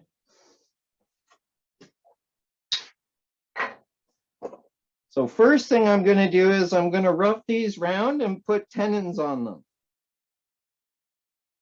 Now this is perfectly square, so I'm not going to rough this round. It will go right in my spigot jaws the way it is, and it will be turned like that. Now these are both perfectly square as well, and they can also go directly in my chuck, or you could turn them around, create a cylinder with a tenon that would fit in the chuck that you are using. Now you have to make a tenon the proper size for the chuck that you're using. So these I will use straight square. The only one I need to rough round is this one and stick it in a chuck. Actually, I need to set up my camera again because I had it lower to show the piece as it spun. So I'm just going to go to my tailstock camera and I'm going to bring this back up to right there. Okay. Lock this all in place. Okay. I have camera 1, 2, 3, 4, and I will be wearing my safety glasses today. My actual mic broke on me, so I'm using my overhead mic, and I tried it with my face shield and it was quite muffled, so I am wearing safety glasses today. But my head is never in that line of fire. But again, we're all responsible for our own safety, so take the precautions you see fit to protect yourself.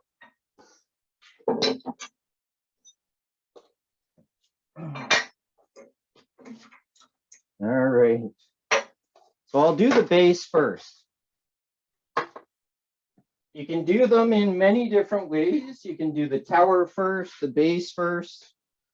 There's many ways to skin a cat. This is just the way I do it. I tend to work from the base up. So I do the base, the tower, the top, and then the base, the tower, the top, and then I do the handle to spin your top. Okay. All right, enough talking. Let's make some chips. Now I'm going to be turning today at 1800 RPMs. I always say turn at a speed that you feel comfortable turning at. You might not feel comfortable turning at a speed I turn at or Jimmy Clues turns at, so turn at a speed that you feel comfortable at.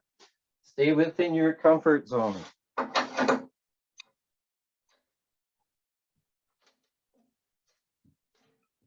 Always give the piece of wood a spin.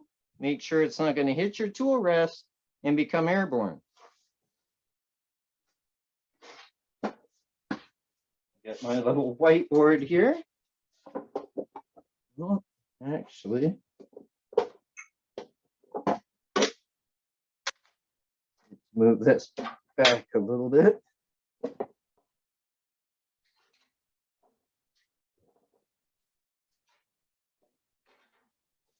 We are. Now we can see a little better with the white background.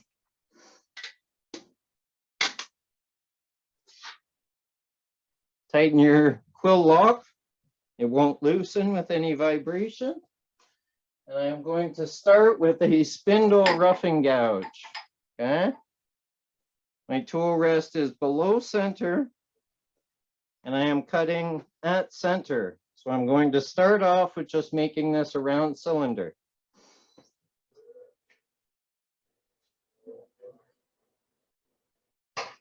Always anchor the tool before you engage the wood, otherwise it'll hit the wood, slam the tool rest, and you might have to change your underwear, okay? So anchor, line up the bevel, initiate the cut.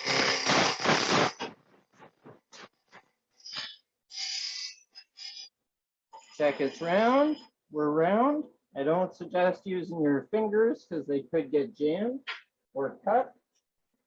If it is still slightly square. Now I am making a tenon that is going to be held in my chuck. I'm using a one-way stronghold chuck. So my perfect tenon is anywhere between 1 7/8 and 2 1/4 inches. Now it's okay to move your tool rest. I just recommend shutting your lathe off first. Production turners rarely slow their lathe down and they move the tool rest while the lathe is running, but they have a lot of experience doing so. So I recommend, depending on your experience level or the piece you're turning, always shut the lathe off to move your tool rest. You'll run into less surprises and less potential accidents.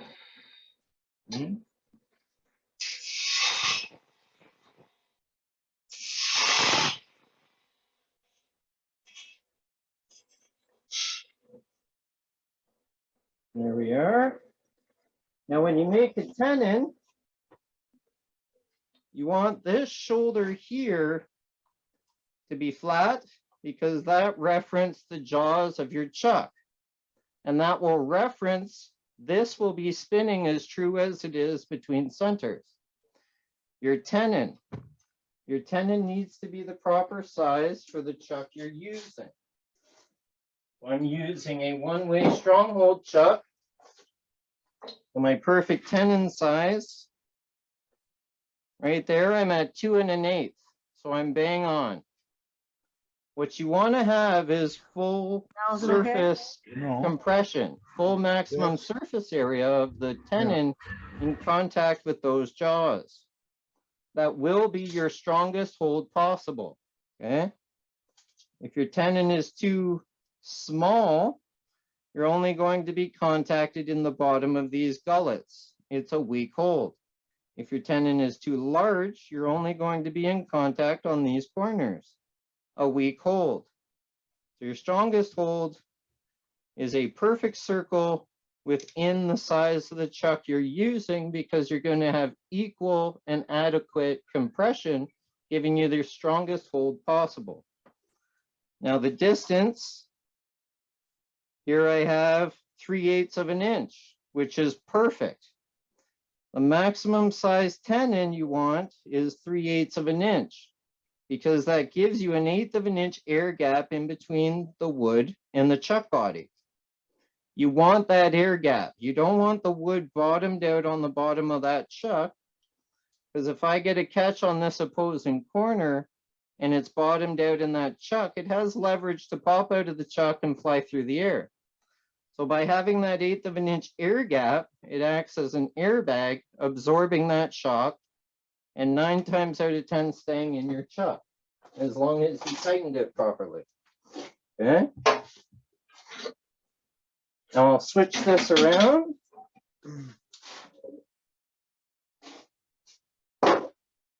And that's what you want. You want a good bite by the spur drive to hold that piece there, because that's going to drive this safely and efficiently.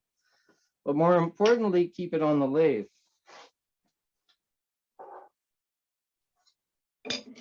Just a couple little taps. You don't need to reef on it because you don't want to put too much stress on those bearings. Hold on to it because you don't want it hitting your bedway or any of the metal parts, opening it up for rust.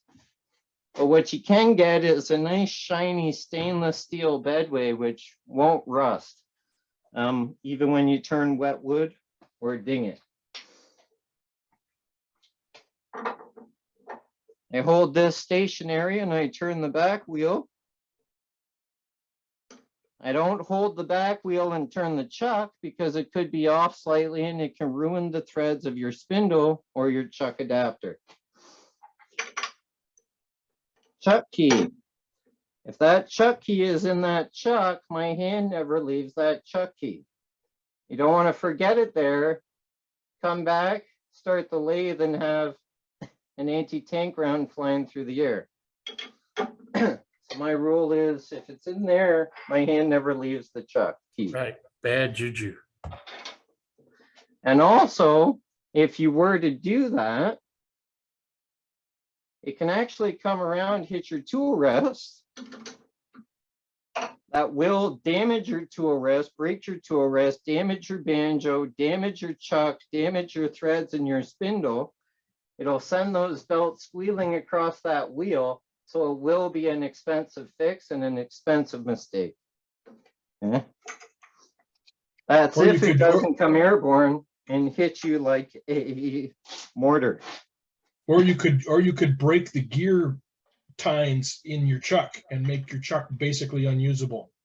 Ask me how I know that sometime. Yeah, you could do that too. Yep. So I always tighten this. I always tighten both holes. Make sure it's tight and one side's not looser than the other. I figure the manufacturer put the two holes there for a reason. Why not use it?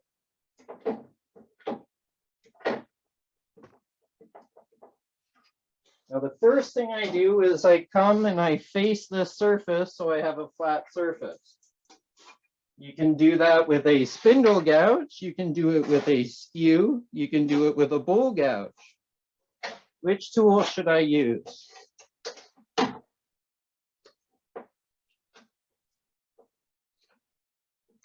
All right, bowl gouge. It is. Tool rest below center. I'm cutting at center. And I'm just going to face that surface.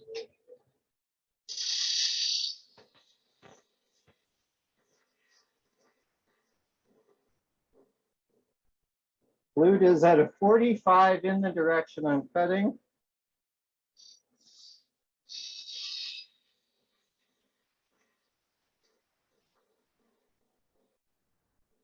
Slow down as you approach center because it's the slowest spinning part of that wood. I'm going to join these with a mortise and tenon. So I drill with the same drill bit I'm going to use for the top of the tower. Okay. Now this is a 7/8. I believe it's 7/8 drill bit. I'll just double check here. Yeah, 7/8 drill bit. And I'm doing a mortise, which will take the tenon from my tower. Now I need to slow down to a drilling speed. You want to drill through the wood. You do not want to burn through the wood. Okay. When I take this drill bit out of the wood, I shouldn't be able to fry an egg on it. I should be able to grab it and hold it still. Okay. If it is burning hot, either the speed of the lathe is too high or your feed rate is too slow or too fast into that wood. Okay.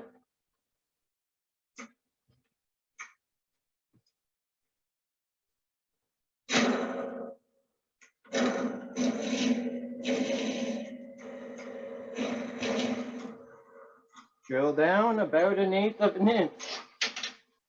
See, I'm not burning my hand. I'm not holding it away. I can't fry an egg on that. So I drilled at a slow enough speed with the proper feed rate. It will keep your drill bits sharp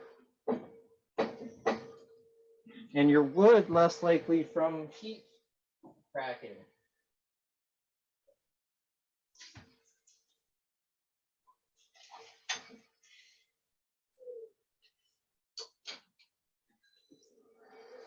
All right.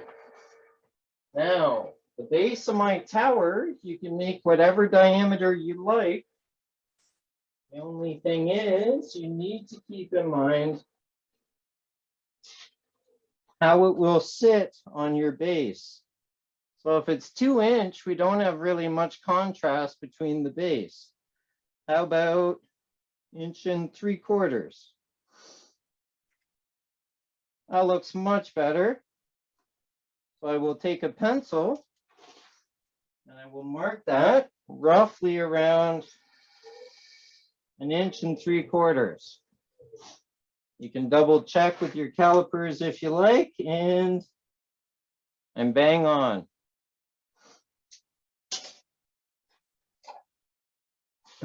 Now I need to shape my base. Now you can make it as fancy or as simple as you like. Artistic things I do, very complex and curvy and nice. Production, quick sellers, less expensive items I make fairly simple because they're faster to make. You get a quicker turnaround, less time in the piece. You can make more of an hourly rate in production turning. So this will have a simple taper. Actually, yeah, we might do a bead too. We'll see how I feel. Now I'm going to use a spindle gouge today. I often use a skew, so we'll switch it up and I'll use a spindle gouge. Now a spindle gouge or a detail spindle gouge, they're all the same thing. It really just varies in the grind, and they're all used for spindle turning. Spindle gouges and detail gouge have a shallower flute than a bowl gouge and normally a steeper bevel. But again, it's wood turner's preference. So if yours is different, that's cool too. Now I am cutting at center, and I would roll a bead here with the flute open, and I come around that corner just like so. Show that on this camera. I start here and I just roll over to create my bead. And I'm pretty close to that pencil line. I will have just one more pass. Okay. Now, if I wanted to, I could do a bead in the center, and why not? So first I want to get this design to my line, and there I am. Next, I can create a bead here. With a skew, you would enter with the toe. But you can also make your entry cut with the tip of your detail gouge, just like so, by entering and lifting the handle. I will do a bead that will converge in the center of that line. Okay. Come around here, close your flute, around here, and close your flute, so you do not kiss and ruin the opposing bead. Okay? And you can do many different design elements with that technique.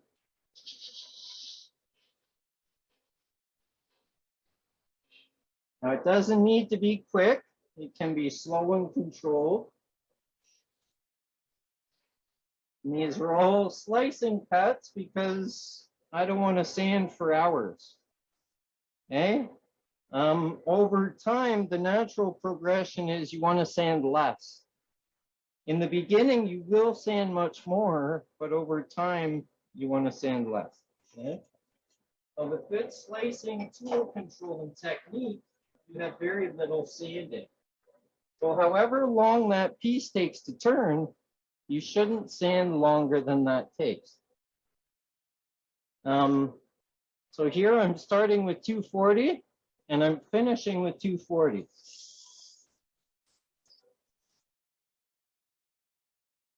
I would be wearing a respirator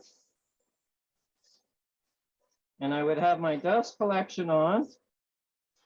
Always remove your tool rest and watch out where your hands are relative to that spinning chuck. And that's all the sanding I need because they were all slicing cuts and not scraping cuts. Okay. And there we have, here I'll show it on this camera. And there we have our nice roasted ash base.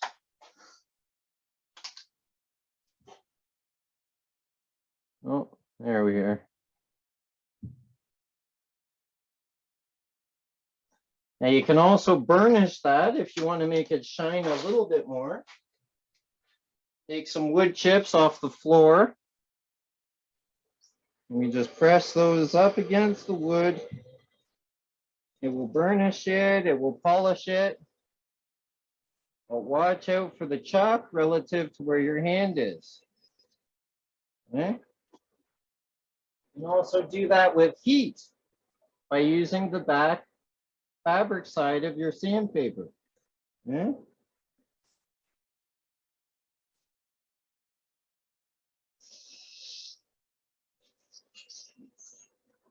And there we're done the base. Now I need to remove the bottom. Now there's a couple different ways you can remove the bottom. You can take it to your belt sander if you want to sand it away, create a whole lot of dust that you may inhale, or dust around your shop. Since we're wood turning, I'm going to wood turn it off. I find you get a better finish turning it off than sanding it off. Less occupational hazard with all that dust in the air as well.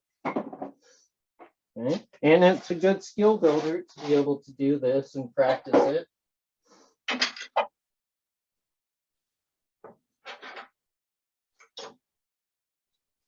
Quarter of a turn to make sure that's centered. Now we saw that little hole in the center. That's my centering pin for this jig, which is for a pressure chuck. I have a rough curve of the piece that follows the piece that I'm turning here. Okay. And then I need to remove my tenon. So I use the pressure of the tailstock to do so. Now this is all spindle orientation, so this is end grain. This is ash, it's roasted ash, so you could use a vacuum chuck, but depending on the pressure and how thin you go, the air will actually go through those open pores. You could use a glue block, you could use a jam block. This is the method I use. Now, you need some sort of padding in between the two pieces of wood, just in case it slips and spins. We don't want to burn a mark in this wood, or if I'm using a light colored wood, I don't want to burn a mark in this wood. So I use a little bit of padding. We can see this center hole is my recentering guideline. There we are. Tighten that until it's tight against the wood. It's not going to spin with the wood. That's enough pressure. Okay. Now I need to remove my tenon. So you could do that with a skew, a parting tool, a spindle gouge, or a bowl gouge. I'm going to do it with a combination of the bowl gouge and my modified bowl gouge.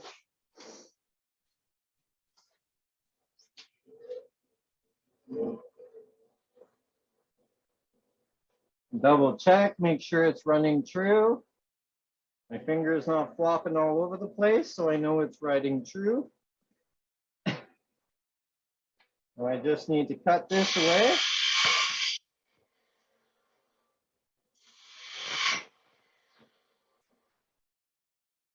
Now I need to face the surface to a finished surface. So I start at that outer edge.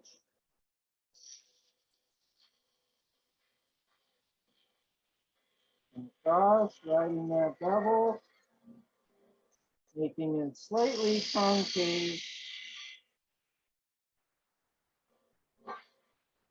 So it fits on that outer edge. It sits on that outer edge. It's not going to be a wobbly base. It's going to sit flat on a table or a flat surface.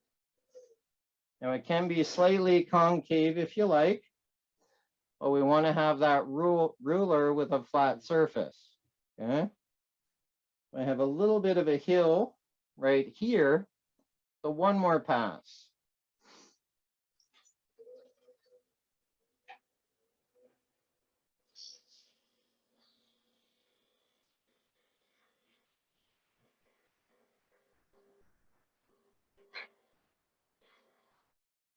Now I am concave. Now I am going to reduce that to a small triangle. So here we can see where my tenon was. I'm going to remove that to a small triangle to where I feel comfortable. The thinness I feel comfortable. So if you only feel comfortable going to that, take it off, break it off, sand it off, cut it off with a saw. Less chance of it flying through the air. I feel comfortable going slimmer, so I'm going to go to a 1/16 of an inch. Okay.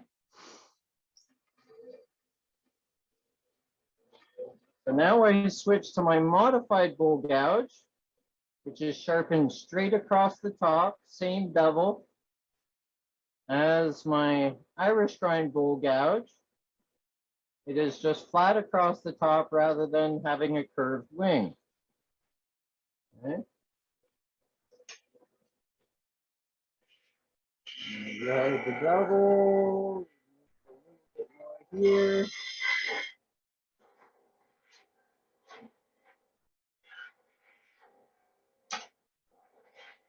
There. Now, before I go too thin, I would sand. I'll take my 240. I'll sand that surface. Now, in hobby turning, if speed is not an issue, I would slow down between 300 and 400, and I would sand between that. Production turning, you often rarely slow your lathe down, but you get a good finish off the tool. So you have far less sanding. That's all the sanding I need. Okay? And look at that nice surface. Nicely cut, sliced, rarely sanded. Beautiful surface, finished surface off the tool with minimal sanding. Now I'm going to go through, not quite through, but I'm going to reduce that to a 1/16.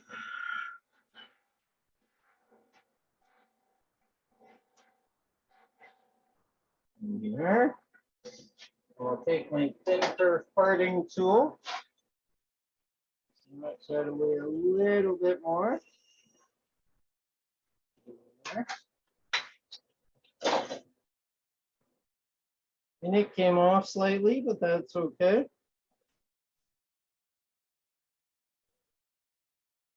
It's still good.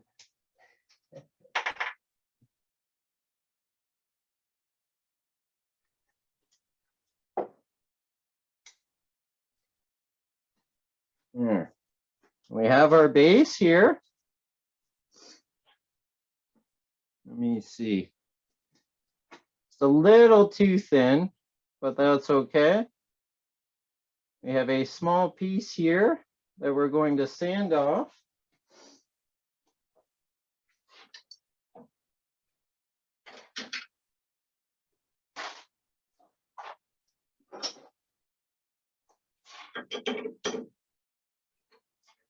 So why sand it off when you can use the power of the lathe?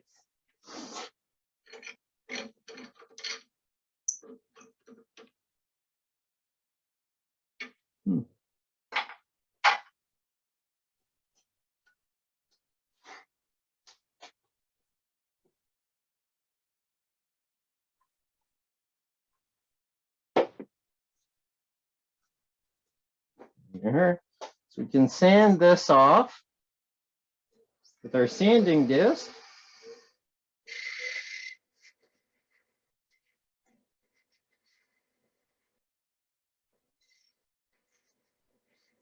Watch out for your fingers. And there we are. We sanded that nice. And if you really want to, you can hand sand it, but it's the bottom. And really nobody is going to know but your wood turning buddies. People at the craft shows and festivals and art shows, they're not really going to check your bottom. there we have our finished bottom.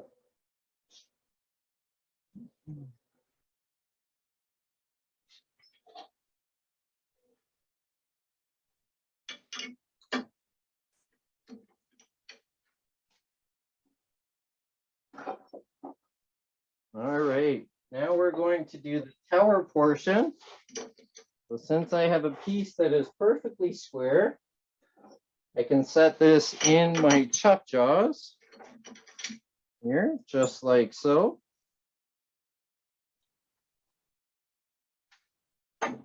Bring that up to my centering point. Tighten my chuck.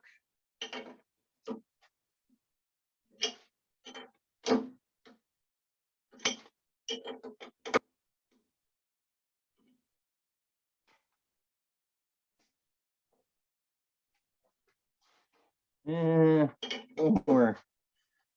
There we are. First thing I do is I turn this round.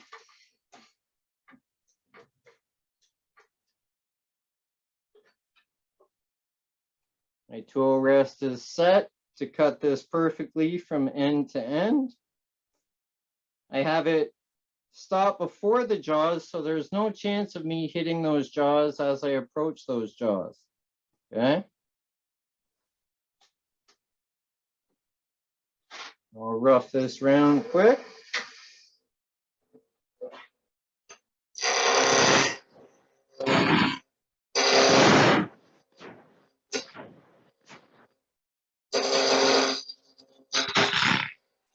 And that is why a roughing gouge has a square corner on one edge.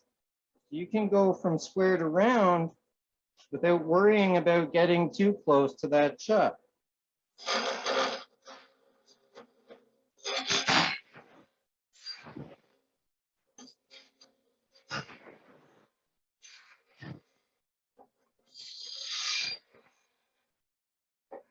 Now we're round.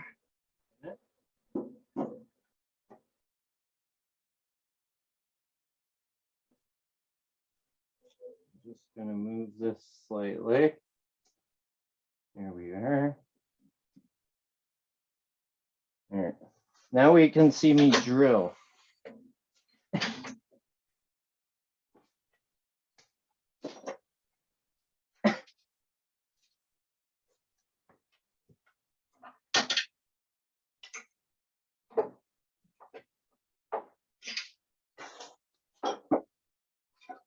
I grab my 7/8 drill bit again. I can switch to this camera actually. Do I roast my own ash? No, I buy it. I buy it already roasted. It's roasted in a kiln for an extra 2 days. So the roasting actually goes through the full piece.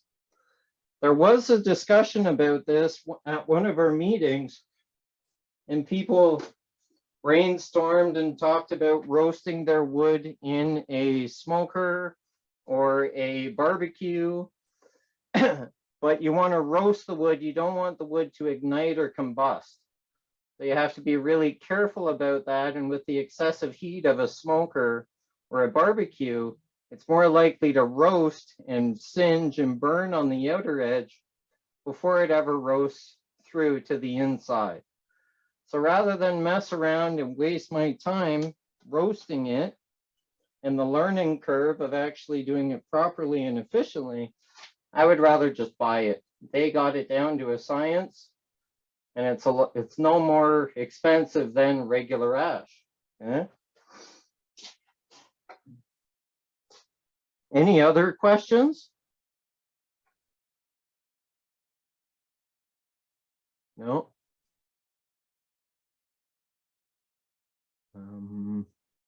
Okay. There we go. Just double check the chat for a sec, and I don't see many. So now I'm going to drill this. So I slow it down again between 200 and 300 RPM. Oh, what if I have a wobbly surface here? We can see it's slightly wobbly. The first thing I want to do before I touch that drill bit to that wood is I want to face that surface. So I have the drill bit drilling on a flat surface and it doesn't jump around when I make contact to that surface. Okay? So the last one I did with the bowl gouge, this one I'll do with the skew.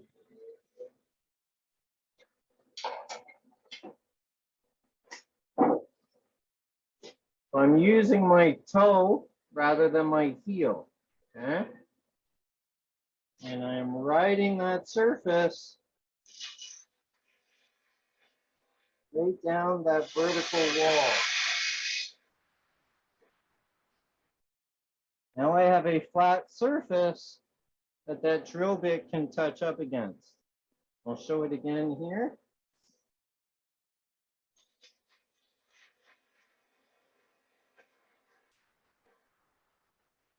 There.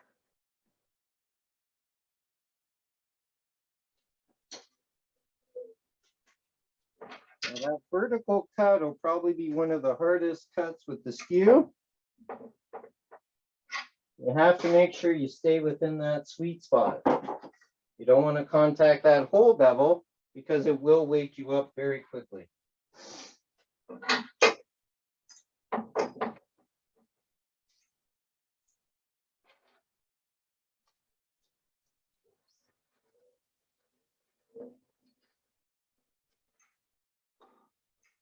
Hold on to your Jacob's chuck. And I am entering about an eighth of an inch or so.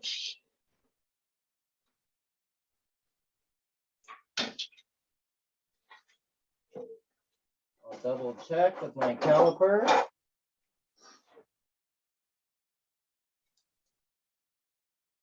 And I'm right at an eighth. You can also go 3/16. Anywhere between an eighth and 3/16. But it also depends on when you create your stem or the spinner part of the spinning top.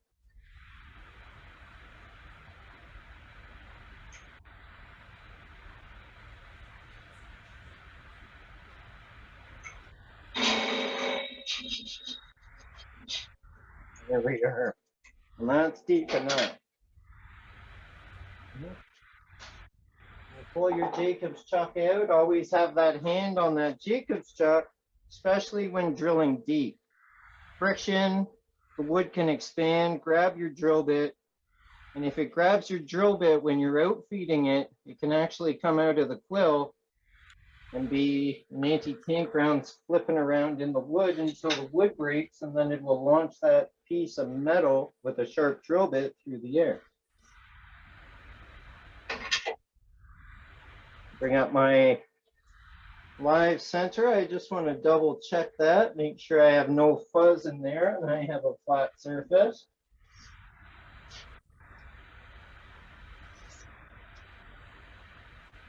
Very light 30-second sand is all you need. Bring that up in contact. Now we're ready to shape the rest of our tower. Okay. Now you can rough a lot of this with your roughing gouge. First thing I rough is the top of the tower.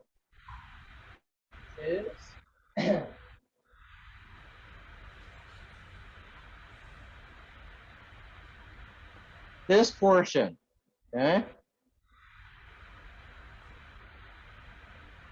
And it is 1.25 inches, roughly. Okay?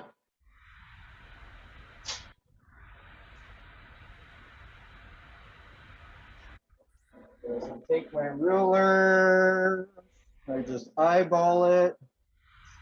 1 inch is close enough. Okay? The 1.25 inches is because of the length as I came around that corner to make a half bead of the bottom of that tower. When I measured it at 1 inch. Okay? It's not really crucial, but what you need to keep in mind is when this falls, You want to have that to be able to catch on that side of the top of the tower, okay? That is why it is 1 inch long.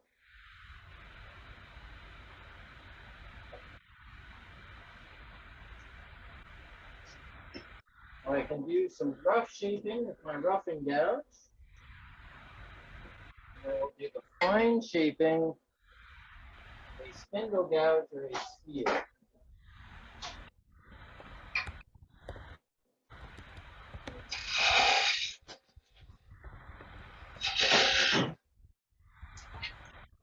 Take my top here.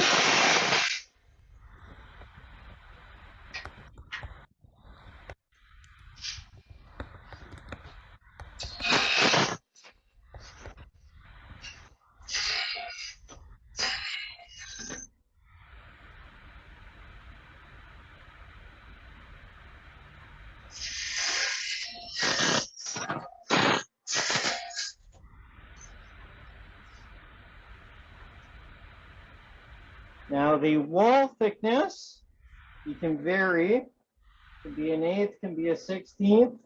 I like doing them closer to a 1/16 because it's the perfect ledge to catch the top. Okay. Next thing I do is I move this over slightly. I'm going to start to taper.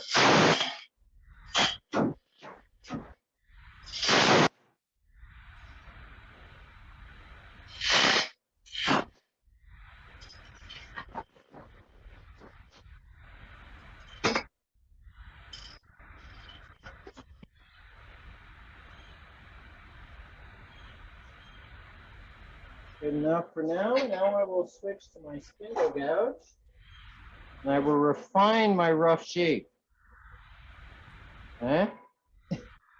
First thing is my half bead here.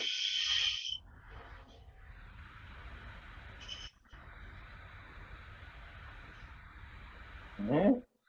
Continue my taper.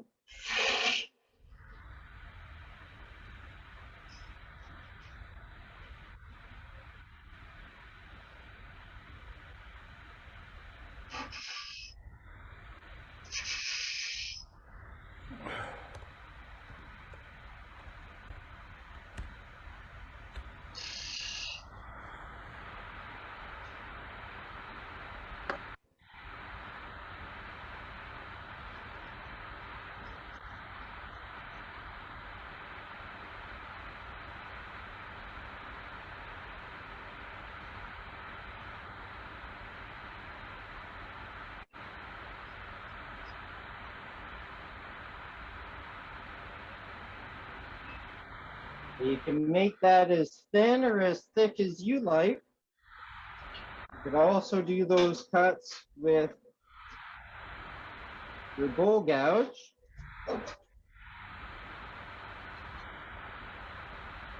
Here's my bowl gouge.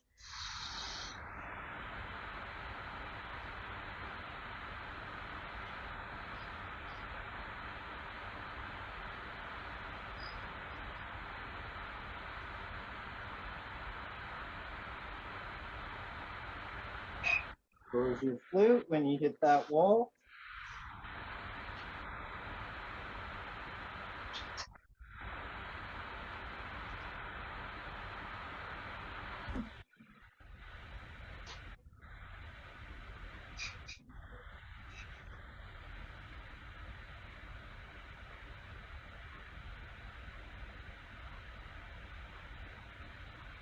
And here, that's good. Create my hole here for my parting through.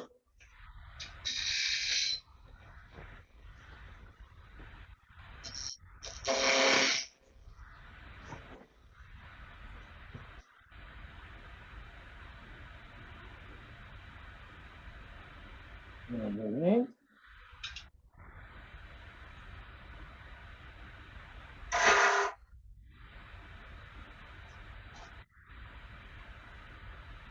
Round this over slightly,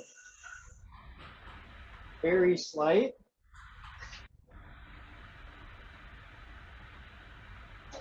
We'll do one more pass with my spindle gouge here.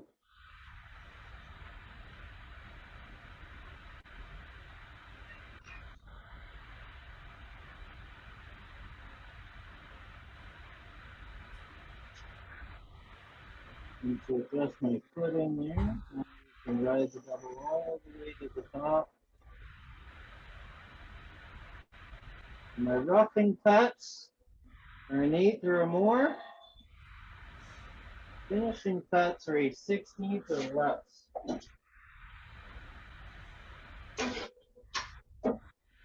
Got my sandpaper, a light sand. Slow it down at all.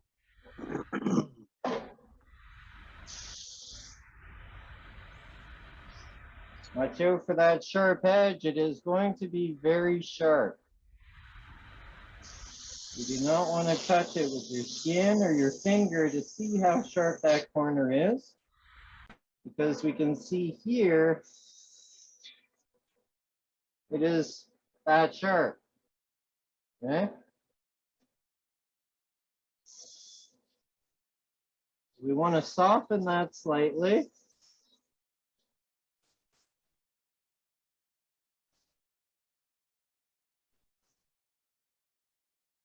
There. That's good for sanding. And there we have the tower of our top out of ash. This we want to be undercut slightly.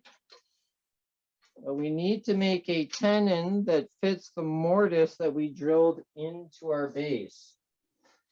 So this hole is 7/8. I need to make that tenon 7/8. So I have my calipers here already prepared to a 7/8 distance. I hold these at the back of the lathe as I part through, and these will fall over once I am at the thickness I desire. Now you need to make sure that you round these corners if you are going to try this and contact both points to the wood. You don't want sharp corners because it will grab the piece and throw this at you, okay?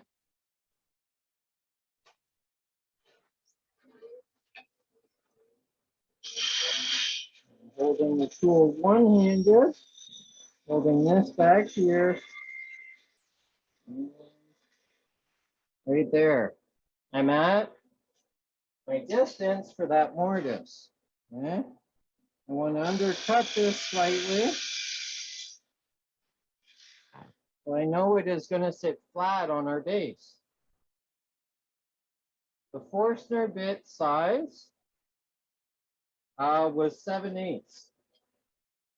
So I drilled 7/8 here, roughly 1/8 of an inch depth. Okay? My calipers were set to a 7/8, and I parted in to create a tenon of 7/8. Now I need to eyeball to make sure that that is going to be roughly 1/8 of an inch.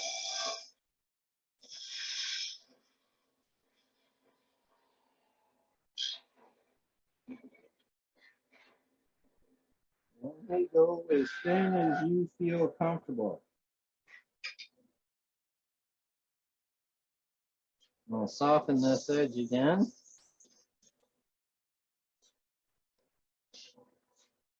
Got my thin curve parting tool. That's good enough.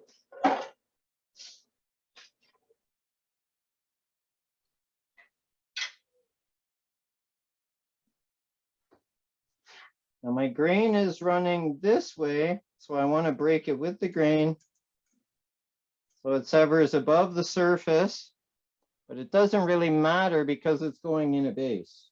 Okay. So there we have our mortise and tenon, and there we have our union. Okay. Nice, crisp, clean connection. Okay. Now that will be attached with glue. Okay. So I take some thick super glue. And I'm going to put a bead along that end grain. And some within that recess. Just like so. Okay. Put this on, line up the grain. There we are. Good. And now I have a very high-tech clamp right here. Get them at the dollar store.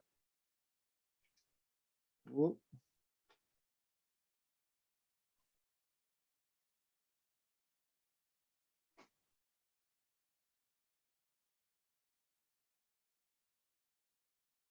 Here, bring this up, center, center, okay. And since the glue is in the base, I would stand this up like this to dry, and all the glue will seep into that mortise and tenon, and this will be solid by the time I'm done the top. Okay. We'll set that aside.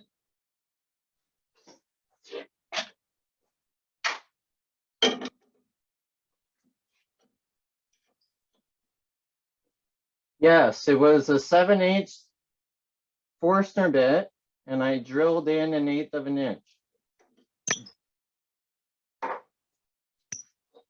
into the mortise. So the tenon is 7/8 diameter and 1/8 of an inch long, or just shy of 1/8 of an inch. Any other questions I missed in the chat?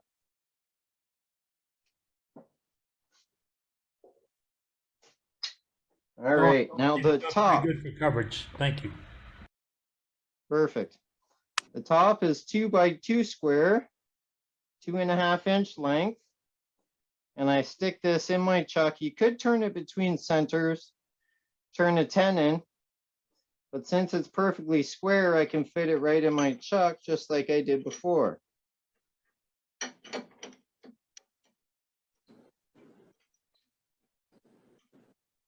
If I were doing it between centers and I created a tenon, it would be a 2 1/8 length, and my tenon would be 1/8 of an inch, leaving me with 2-inch stock, 2 inch by 2 inch. In this case, it's 2.5 inch, so I'm in the chuck 1/2 inch, 2 inch protruding, 2 inch by 2 inch square.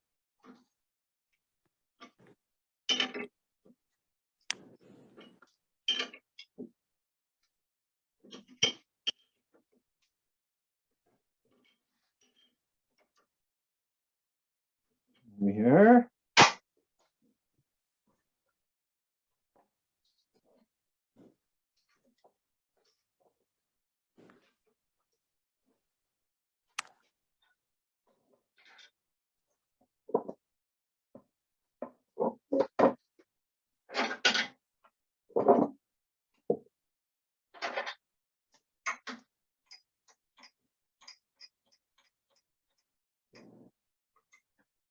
You can use tailstock support, but you don't necessarily need it.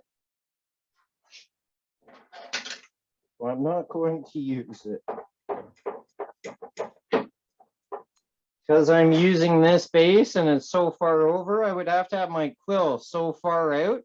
And by having it so far out with the vibration, it can loosen your quill and the components in your tailstock by having such an overhang. So I'd rather not have that overhang with the vibration because I need to face this and just turn this round. As it is in the chuck right now, for the size it's totally safe and doable. If you feel more comfortable with tailstock support, you wouldn't have this in the way. So you could be right up close with tailstock support.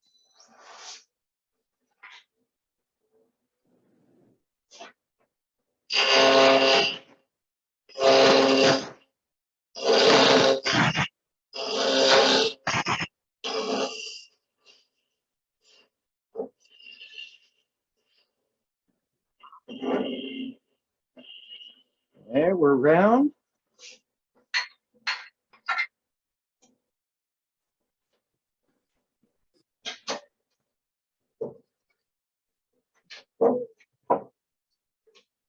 Now I need to face this surface. So you can do that a couple ways. Since I have to just take out that hole first, I can do it with the parting tool.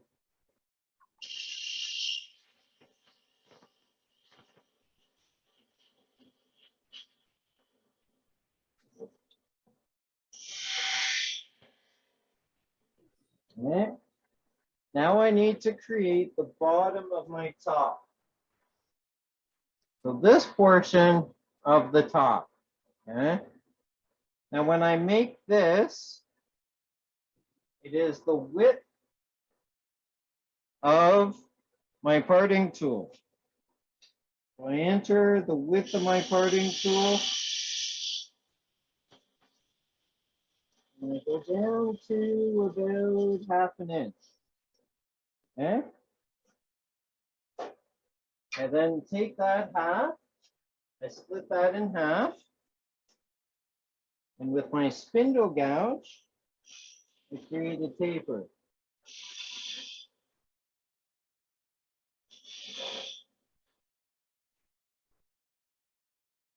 There we are, and there is the top spinning portion of my top. Now I can come across this surface with either your skew, your bowl gouge, or your spindle gouge. But the only part that really needs to be faced is this part. But actually, I skipped a step. I need to take my parting tool and I go in on a diagonal.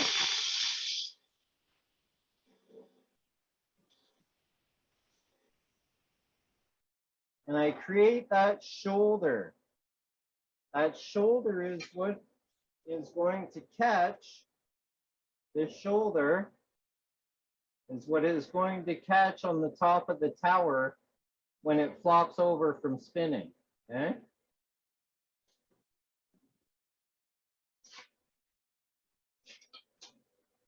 Now, how am I going to hollow that? You can use a scraper, you could use a spindle gouge. If you use a spindle gouge, don't go straight in with a flute like that because it's a serious catch waiting to happen. You want to go in on an angle, come back and around and exit the end grain because we always want to cut downhill.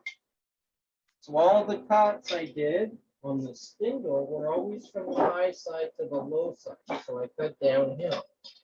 Now I'm going into the end grain. So if I cut in this manner, I'm cutting uphill into the end grain. So I need to cut from center out to the outer portion of that rim. I have this angled, and I'm coming in. You see those shavings we're getting? We're cutting to the rim. Okay? And again.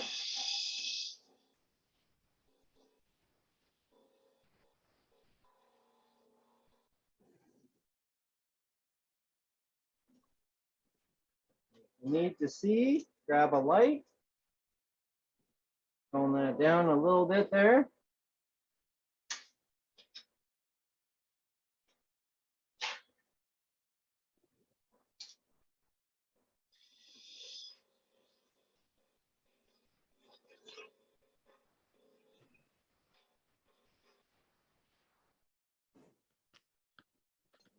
Do the side here.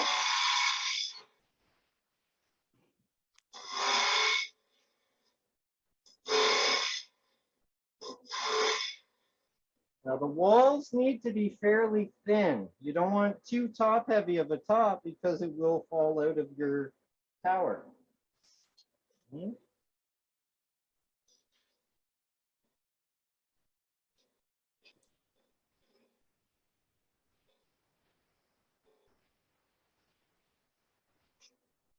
Now you can also grab your round nose scraper.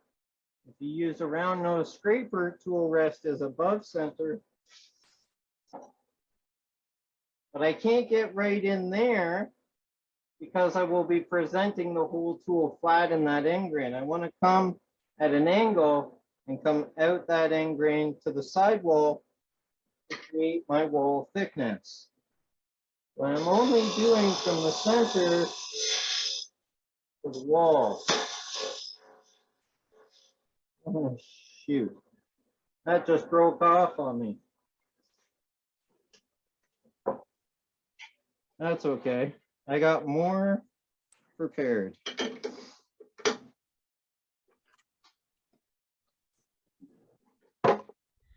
Boy, that happened just as Billy Burt left because he wouldn't let you forget it. I know. That's all right. What can go wrong? I haven't made too many of these, and I usually don't have those issues. I guess maybe rushing a bit to stay on good time, but that's okay. We can still get this done. It only Anything happens can on go video. wrong at any time, especially if you're demoing, right? It happens.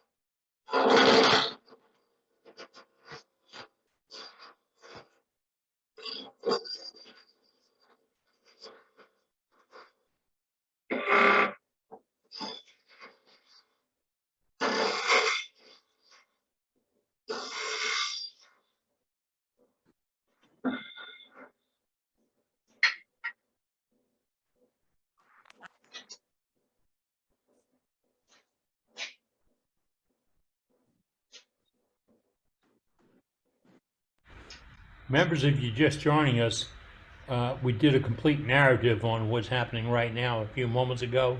We're recovering from a break. And then Kade is just going to turn and turn and turn and catch up. So hold off, okay?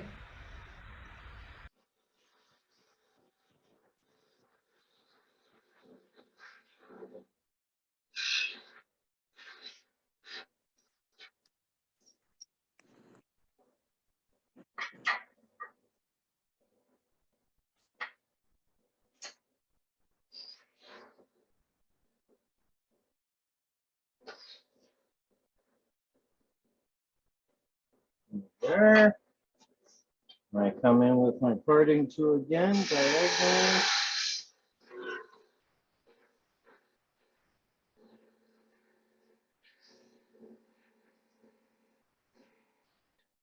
Move that little lip.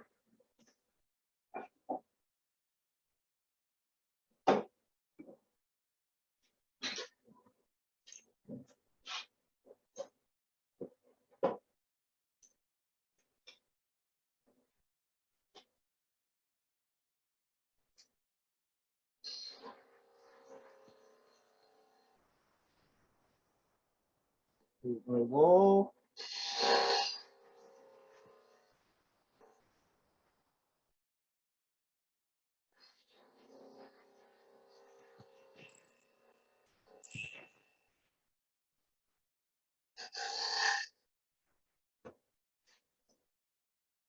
So now just blend the bottom there.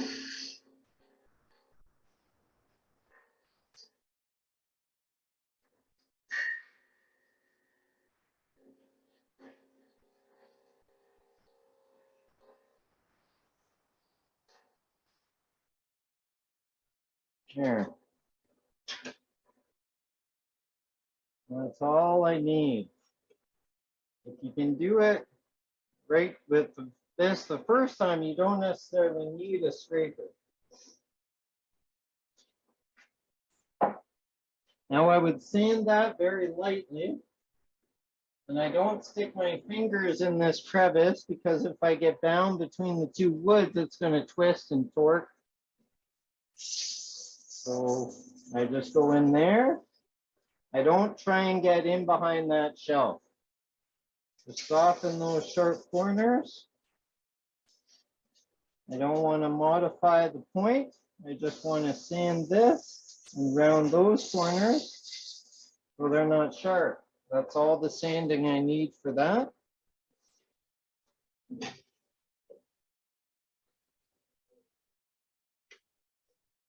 Over here. Yep.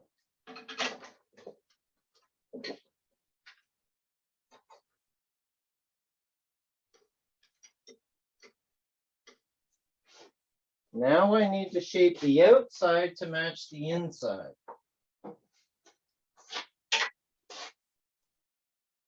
I can start with thin curve parting tool, just make a visual reference. There. And I can use either my spindle gouge coming around that corner. Light cuts here because we don't want to go through the wall. Up and around that corner.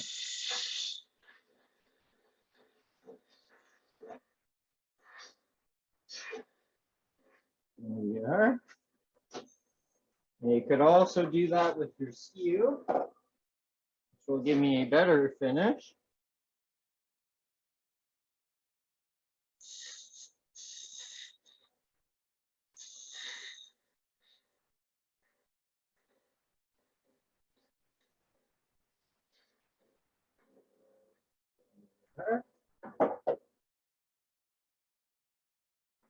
My 240, lightly sand that.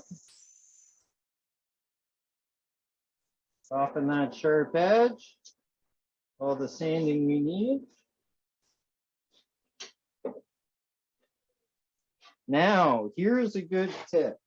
Tip of the day. Hack of the day. Now, I need to flip this and put this in the chuck. So I need to grip this here. And I have a straight-sided serrated jaw. And I don't want to mark up and mar this wood surface. So what you can use is a couple of these high-tech clamping devices I get at the dollar store. Okay? I can take this, put that there. Take this one and I put it right behind it.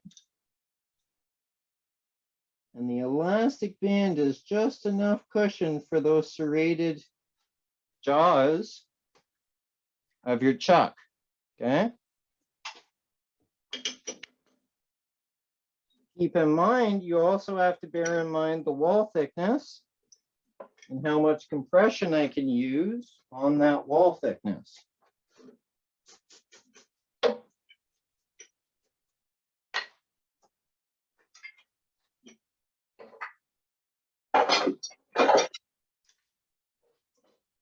Some tools around here.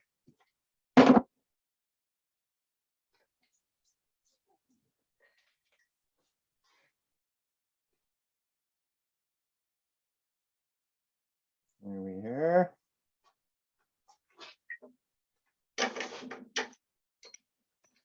Put this bottom on.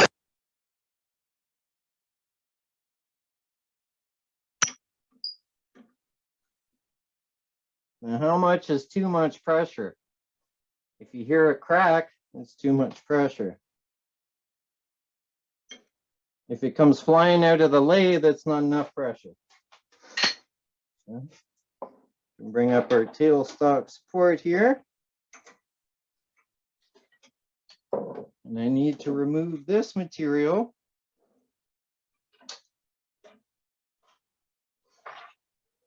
And you can do that with a rough and gouge, skew, spindle gouge, a parting tool.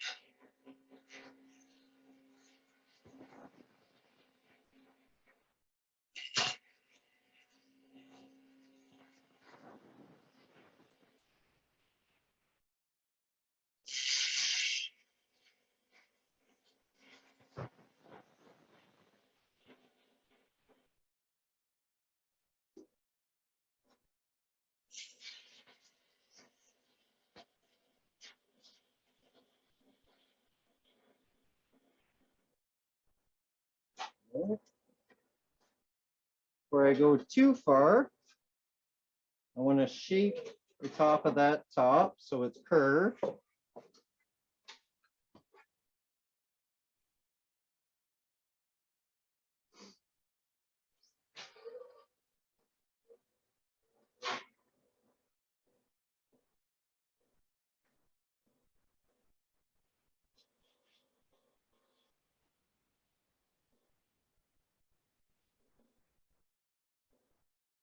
Now I can part through that part. There we are. I want to have a rough flat here, which is where my top is going to sit. Yeah. I also want a pilot hole for where my drill bit is going to enter. Yeah. Right there. Remove your tool rest. And do a very light sand of 240.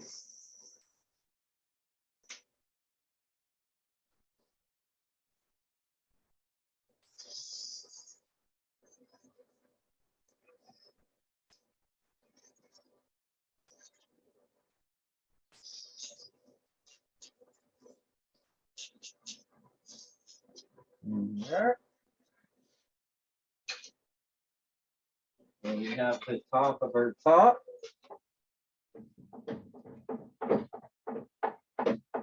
Need to grab another drill bit, which is my 1/4 inch drill bit.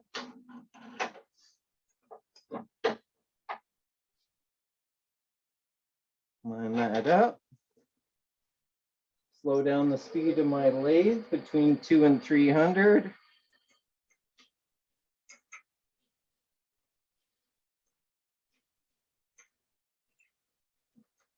And I drill in the depth of the drill bit head.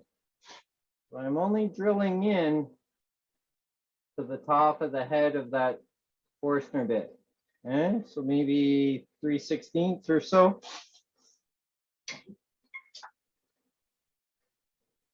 If you're inclined, you can sand that, but you don't need to.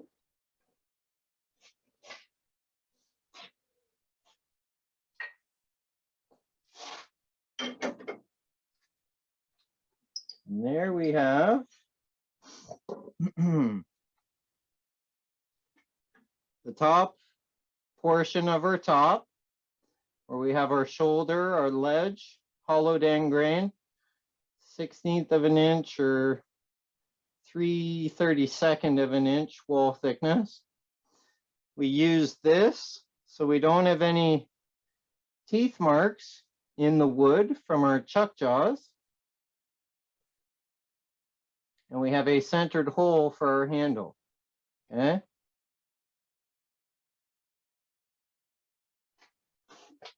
Now you can use the thicker bands or the thinner bands.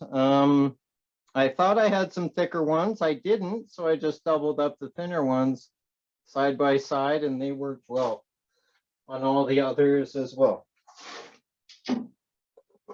Any questions I missed from the chat? No questions, Kade. All right, just need to sip the water here. Okay, it's grabbing a drink of water. We're going to finish up this project tonight. We're going to run it a little bit longer in our demonstration, which is absolutely fine. That's what I'm here for. That's what you're here for. Couple of quick notes. On the 10th of August, we're going to have a complete 3-hour program on tips and tricks, and you're invited to come in, share, brag, whatever. And one thing that started this program off tonight with Kade's demonstration is he went very detailed on the safety requirements or suggestions that we should all listen to, pay attention to, be aware of. My Worldwide Woodturners is currently in a market for a new safety director. I'd like someone to take that post. It's voluntary, and we'd like to come to you about once every meeting and get an idea what your safety outlines or ideas would be. If you're interested, put your name in the chat, we'll get to you, or email me at worldwidewoodturners@gmail.com. That's worldwidewoodturners@gmail.com. We're back to Kade turning a finial.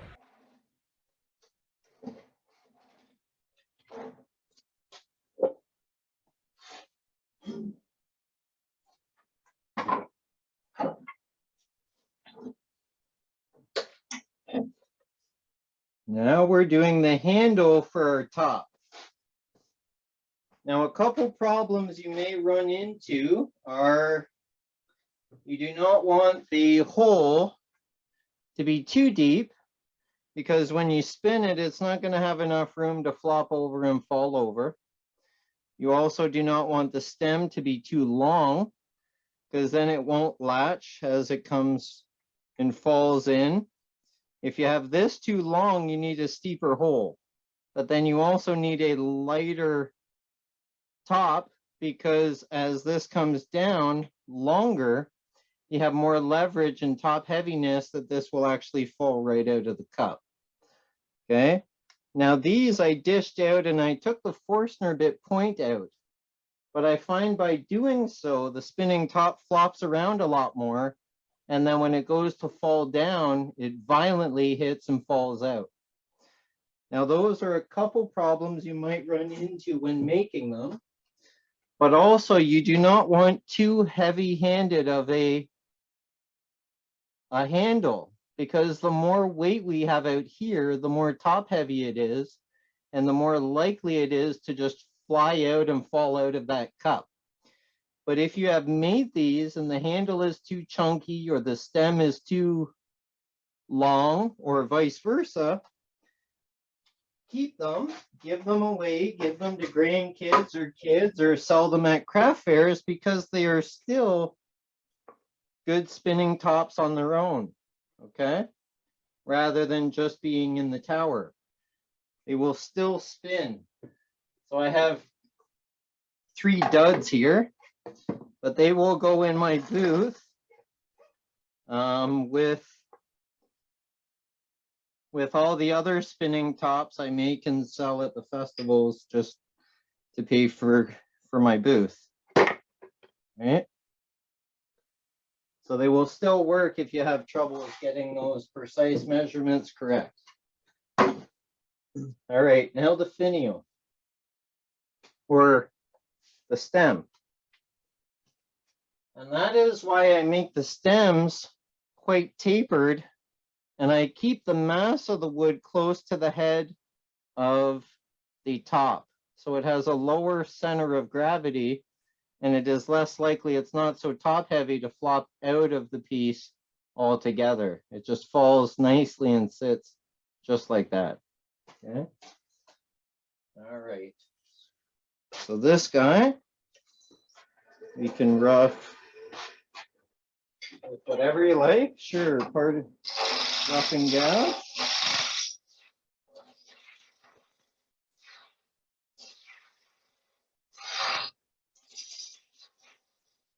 There. And stuff above center.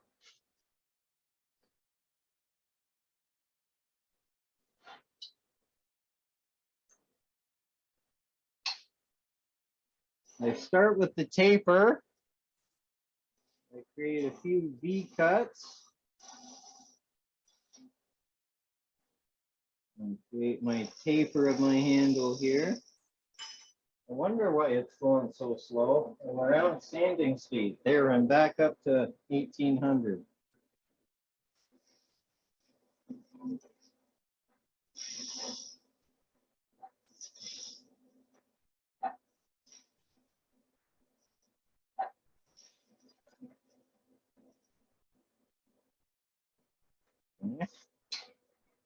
Create our entry point here, which is where this will be. Our connections or our mortise for our tenon. Now I just do a rough estimate of that 1/4 inch. Okay. I refine that later. Like around this over. Okay. And also make a nice cove in here, just to get some separation between the two. Okay.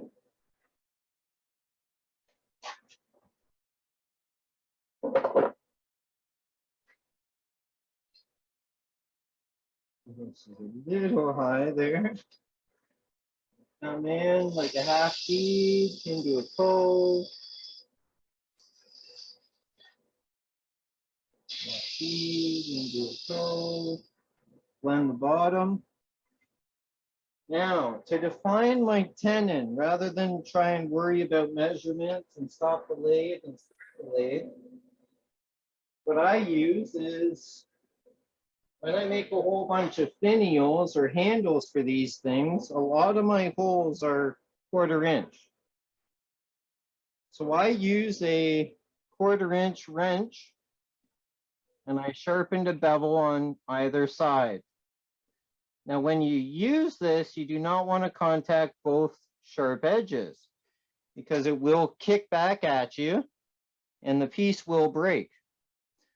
So when I am cutting, I am only contacting the bottom cutter, and as it gets closer to the 1/4 inch, the top end just falls into place, giving me my perfect tenon every time. Okay. And I have a couple different sizes of these for when I do different size finials. Here I'll show one with this overhead camera, and then I'll show one on my tailstock camera. Here I'm cutting with the bottom.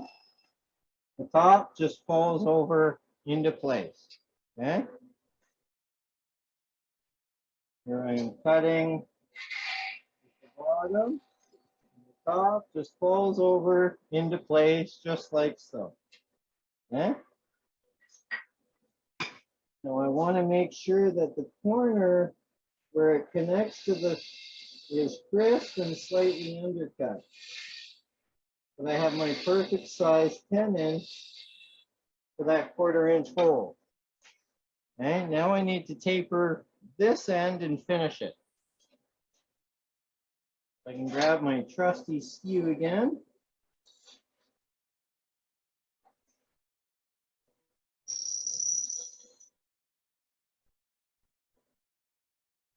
And here, this came off. And come around that corner just to nicely round it and shape it. There we are.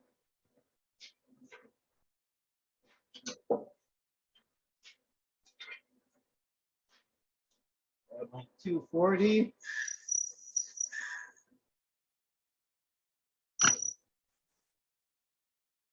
Right hand in there, and there.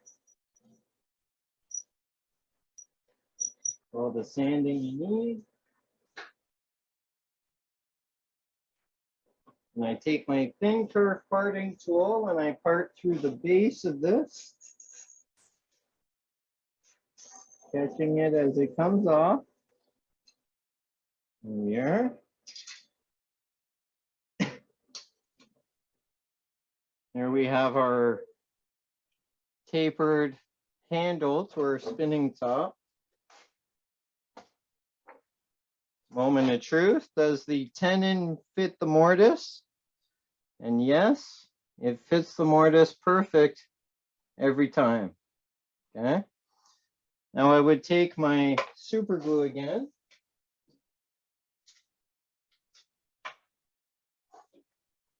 Fill this hole slightly with my thick super glue on one edge and on the other edge. There we are. Bring that in. Oh, a little too much glue, so I'll take that out. Wipe it off. Don't glue your fingers together.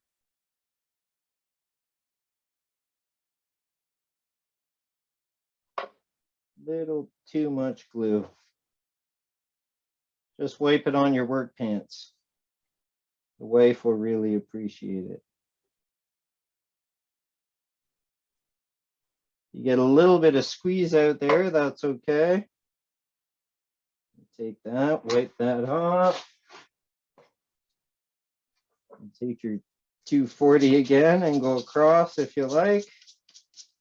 But most likely it will be hidden by the finial or the top portion of the, okay, so there.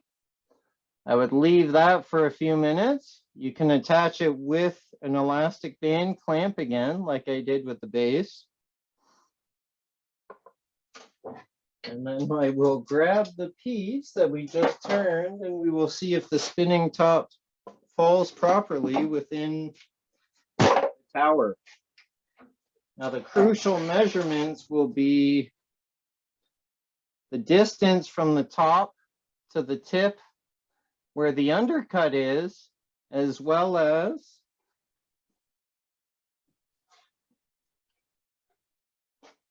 the distance from the top of this shoulder to the bottom of that shoulder to make sure that when it falls, it lands just like so, okay? Now we'll try it out, moment of truth.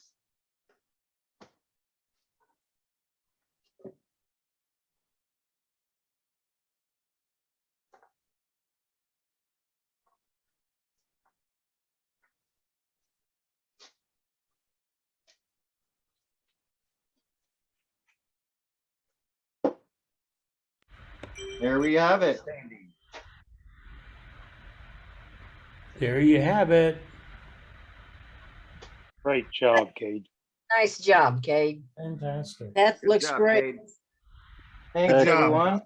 Great job, Kate. Any questions for Kate on this project? Yeah, Great job, Kate. Cade, when you were cutting the cap and you were Yep. cutting the inside, pulling your spindle, your detail spindle gouge, I think it was you were using. Are you going in with your tool flat? Are you going in with your handle down a little bit? I looked at your flute was completely closed or nearly closed, and then you were pulling it to the outside. But how was your tool? Was it flat or were you angled? That's a really good question. So one thing I did was, it's just like when I used my bowl gouge, I was at a 45 degree in the direction I was cutting. So in this case, when I was going into the end grain, I was at a 45 in the direction I was cutting because I was entering and then coming back and across the piece just like so.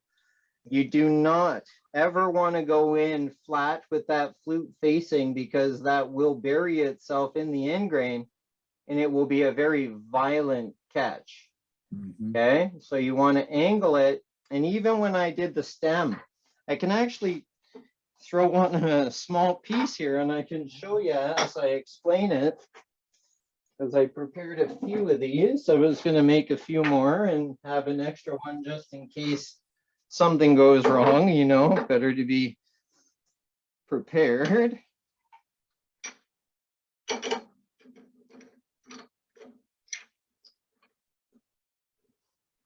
Throw that on there. And I'll show both cameras and the way I was cutting. Definitely do not want that flute flat. And my tool rest is at center, so my flute is, actually my tool rest was below center. I was cutting at center, but by having the angle and cutting downhill, it was cutting and scraping, giving you nice ribbons and shavings rather than dust you would get when you scrape, which gives that nice finish on the inside of the top because I did not sand that in any way. Right? So here, I'll show that quick.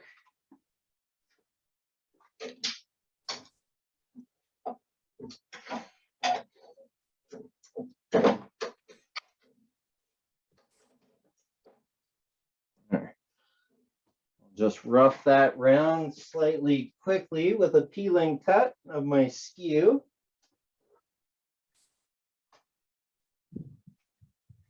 safety glasses here. Peeling cut.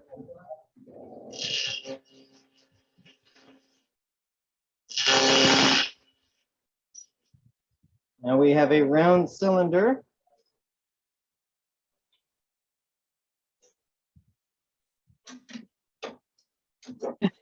Also do that with your roughing gouge. I need to face this surface quickly.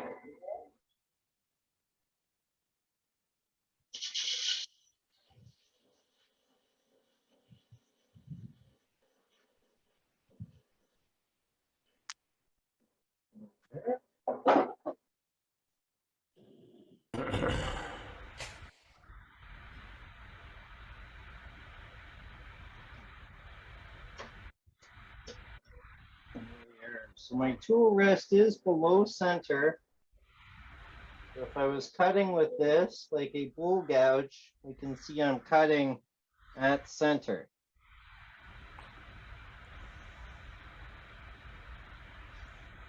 What is that there? When you were going from the center of the cup towards the wall, that's where I don't know, understand or don't know how to hold the tool properly, and the orientation of the flute as I'm going towards the wall. Okay, I just saw something in the chat. I wanted to read that to clarify, make sure something. Yeah, so I'm not using it as a scraper. So my tool rest is not above center and my handle is not angled down because I'm not using it like a scraper. If I was using it like a scraper, first of all, I would have to use a scraper and not a spindle gouge. Right. I would have the tool rest above center. So when I use my scraper, I'm cutting at center and my handle is in a trailing mode. Now that is possible at that acute of an angle. It doesn't have to be that acute, but that's a little exaggerated.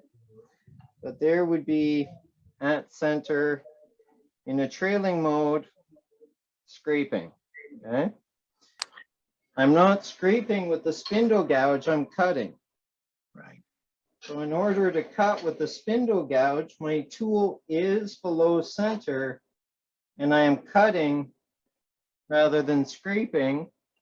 So I'm cutting at that center point, but you got to make sure you're cutting with the flute at a 45 and you're cutting downhill.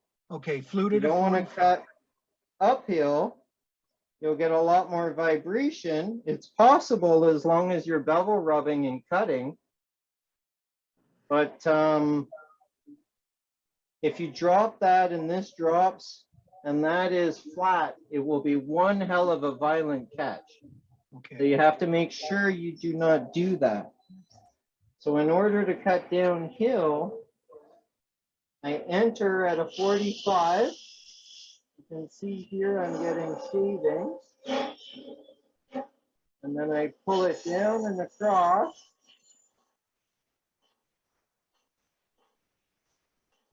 Okay. And then I close my flute as I approach that wall. I got you. So that in answers my fact, question. my tool handle is actually pointing slightly down and upwards because I am cutting and I am not scraping. Okay. Okay. It is possible to do it with your flute, your tool flat, just like so. Then I do need to close my flute as I approach that wall. But it is a little more resistance at that flat point and coming across. You get more resistance and more drag. So by having it slightly angled upwards, it's a much nicer ribbon and a much nicer cut. Close that flute.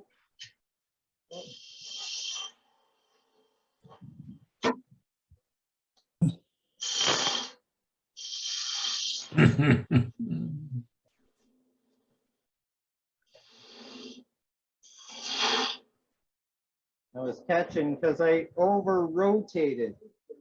Here I'm coming in 45, 75. Pose my flute. Just right to there. I don't want to over rotate, which I did on those other occasions. Okay? So if you over rotate and you contact that top, Right. it's going to hit, you're going to bind that sharp edge in that corner and it's going to jump on you like it did. Yeah. So you want to have it 45 from the cross,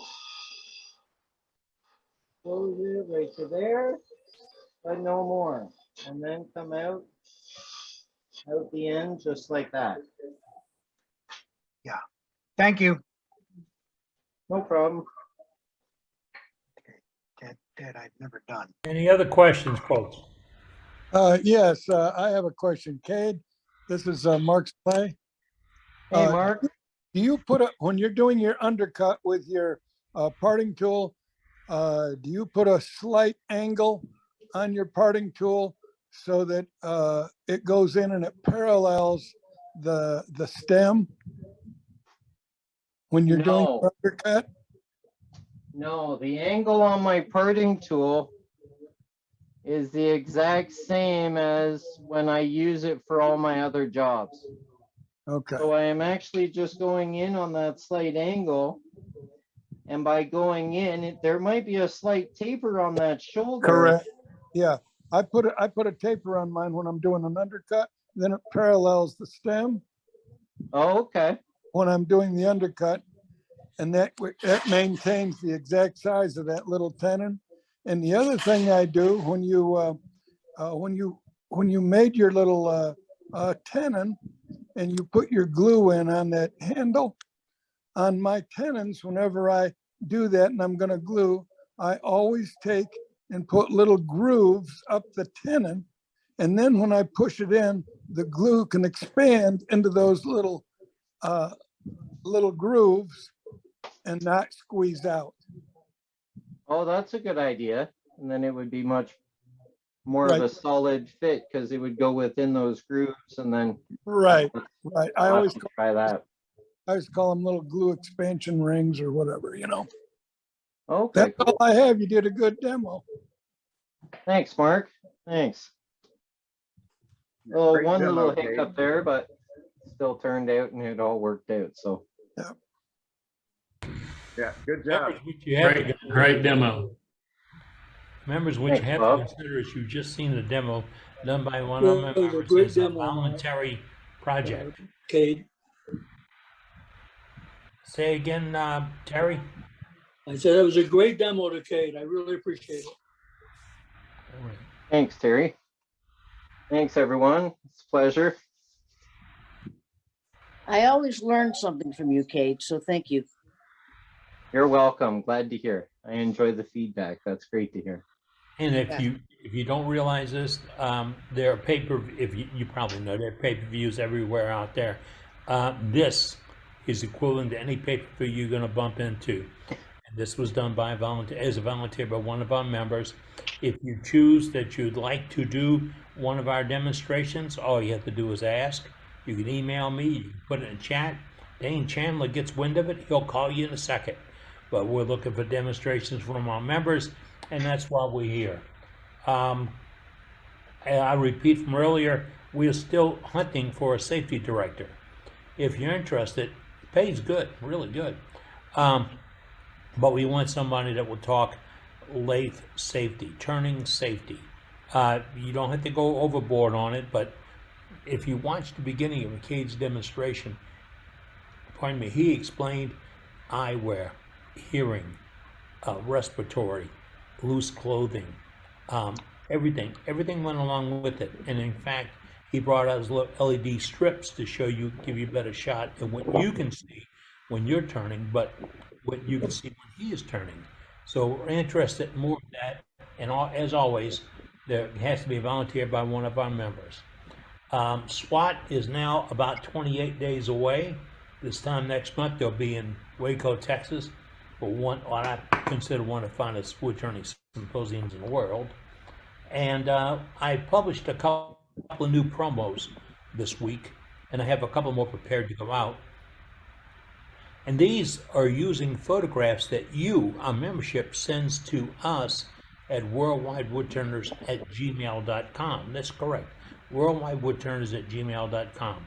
And that's why I go to get the photographs. Now, if you choose not to do that, but you choose to put them on our Facebook page, Worldwide Woodturners, I can catch them from the Facebook page. I get better resolution from the email, but we'll use them any way we can get them.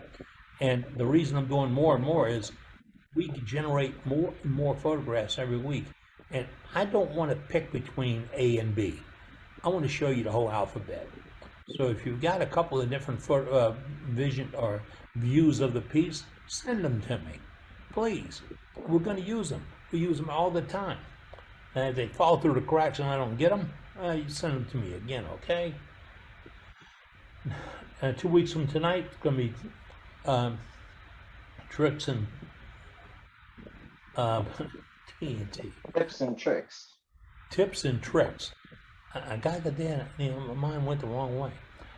Tips and tricks, and we're going to looking for y'all to share all these little things you do in your shop with all the other members. We have about 10 minutes before we pull the plug on this evening's meeting. We have got time to pop in 1 or 2 quick galleries. And if you got something to show, let's keep it brief, if you would. And right now, Dane Chandler is going to call on you if you're in the chat for something you'd like to show, and we'll go to it. All right, let's go to Glenn. Hey, Glenn. Hey, Glenn. How y'all doing today? Doing good. Good. How are you? Well, our club, we're having our this coming month. We're having our challenge for Beads of Courage bowls. So this is my Beads of Courage bowl. This one's out of ash, and did a little decorator embellishment on the bottom. I like that touch. Very nice. And then the inside too. I put 50-50 lacquer finish on it. I was having issues with it, and I went to Joaquin's house, and he showed me how to do it, and it turned out pretty good.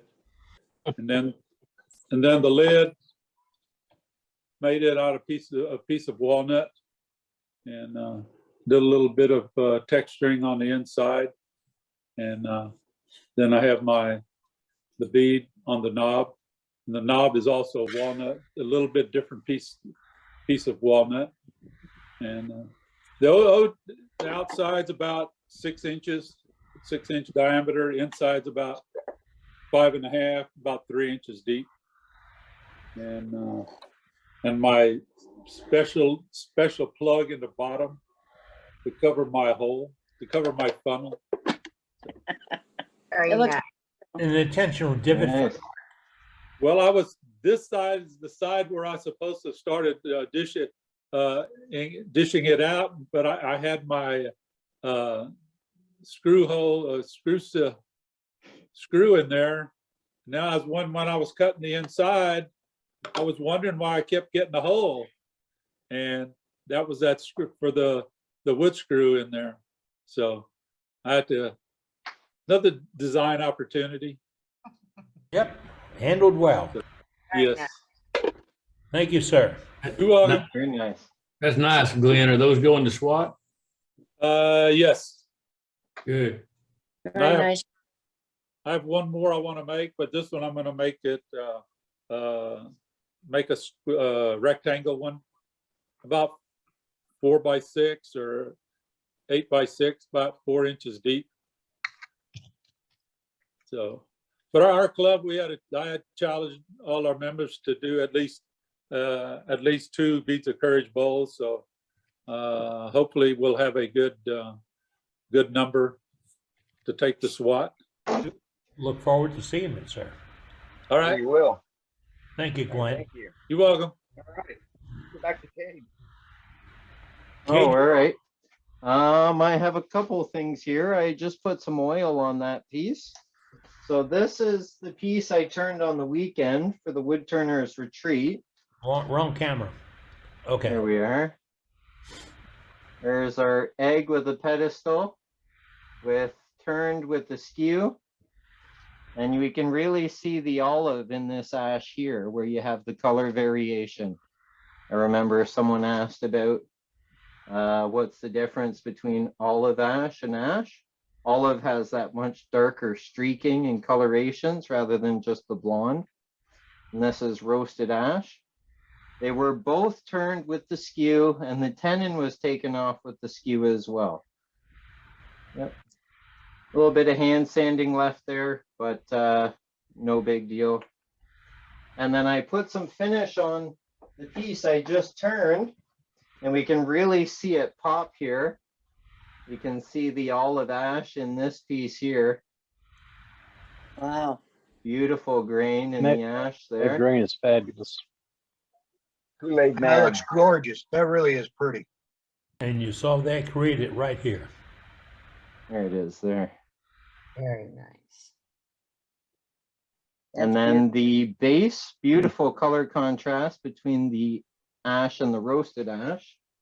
And then here's this piece with some oil on it as well. So you can really see it pop when you put oil to it. And that's it for me for show and tell. Thanks, everyone. Thank you, Kade. Wonderful tonight. Wonderful. Give that baby a kiss. Go back to Brenda. Hi. Hey, I made Brenda. some this week. I showed them earlier, but only a couple of you were here. So these are my bowls this week. Oh, nice. Nice. Very nice. Nice finish. Nice shine. Great too. job, Brenda. Thank Good, you. Brenda. This one, where's it at? This one's got a little Got a little potted vessel in it too. yeah. I like that, so I left it in there. I like what I don't see, Brenda. You know what I'm talking about? Put them fingers up, Brenda. There are no Band-Aids, folks. No Band-Aids, no Band-Aids. Yeah, this one I did today. Not finished because I just all I did was put a sealer on it because I want to do some dot painting around the edge. Oh, nice.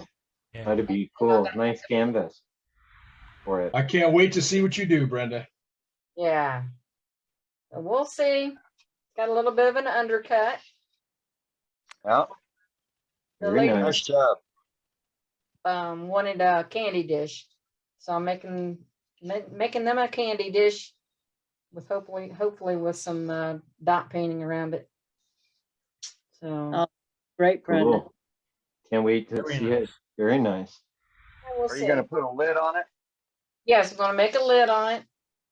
Yep. We'll see how that goes. Hopefully You know with what a would look- nail on top. So You know what would look Next. cool for a lid? If you made it out of plexiglass. So Lexington. That way you could see through the lid. Rutro, look at that look on her face. Lexington. Plexicut? Lexi, Plexiglass. find the local plastic supply Plexiglass. area. Lexington. If you find a local supplier in the area, they might be able to give you a chunk about that size for just a few bucks. Really? Yeah, that's what I do. Cadillac Plastic is right near me, and I go in and get it all the time, half-inch thick. Ace Hardware has it. Yeah, Yep. Home Hardware, Home Depot, For value. yeah. Lowe's, Rona. Fun to play with. You'll learn how to use a scraper real fast. That would be a perfect candidate for a clear lid. And then do a wood finial. Yeah. And if you That'd do it. if you concave the interior of the lid, the candy looks larger. Yeah, good night. Yeah. Be a magnifying glass. Makes it look bigger too. Yeah. Beautiful work, Brenda. Beautiful work. All right. Hey, Brent, Boom.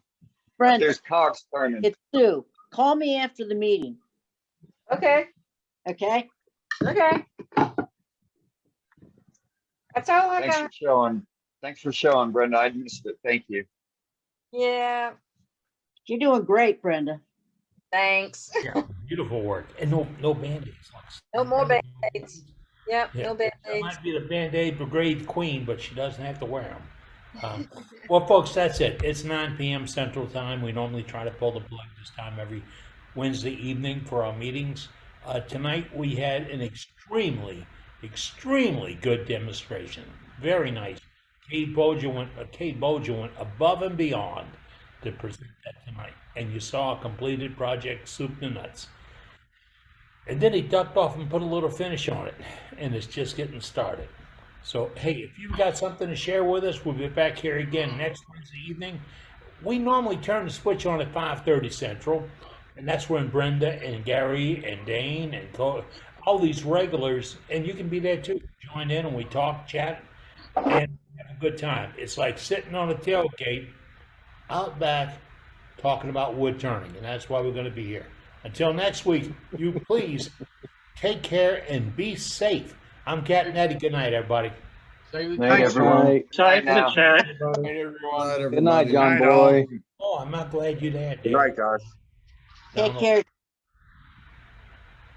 Night. Now I got it. Safe turning. All right. Remember, be safe.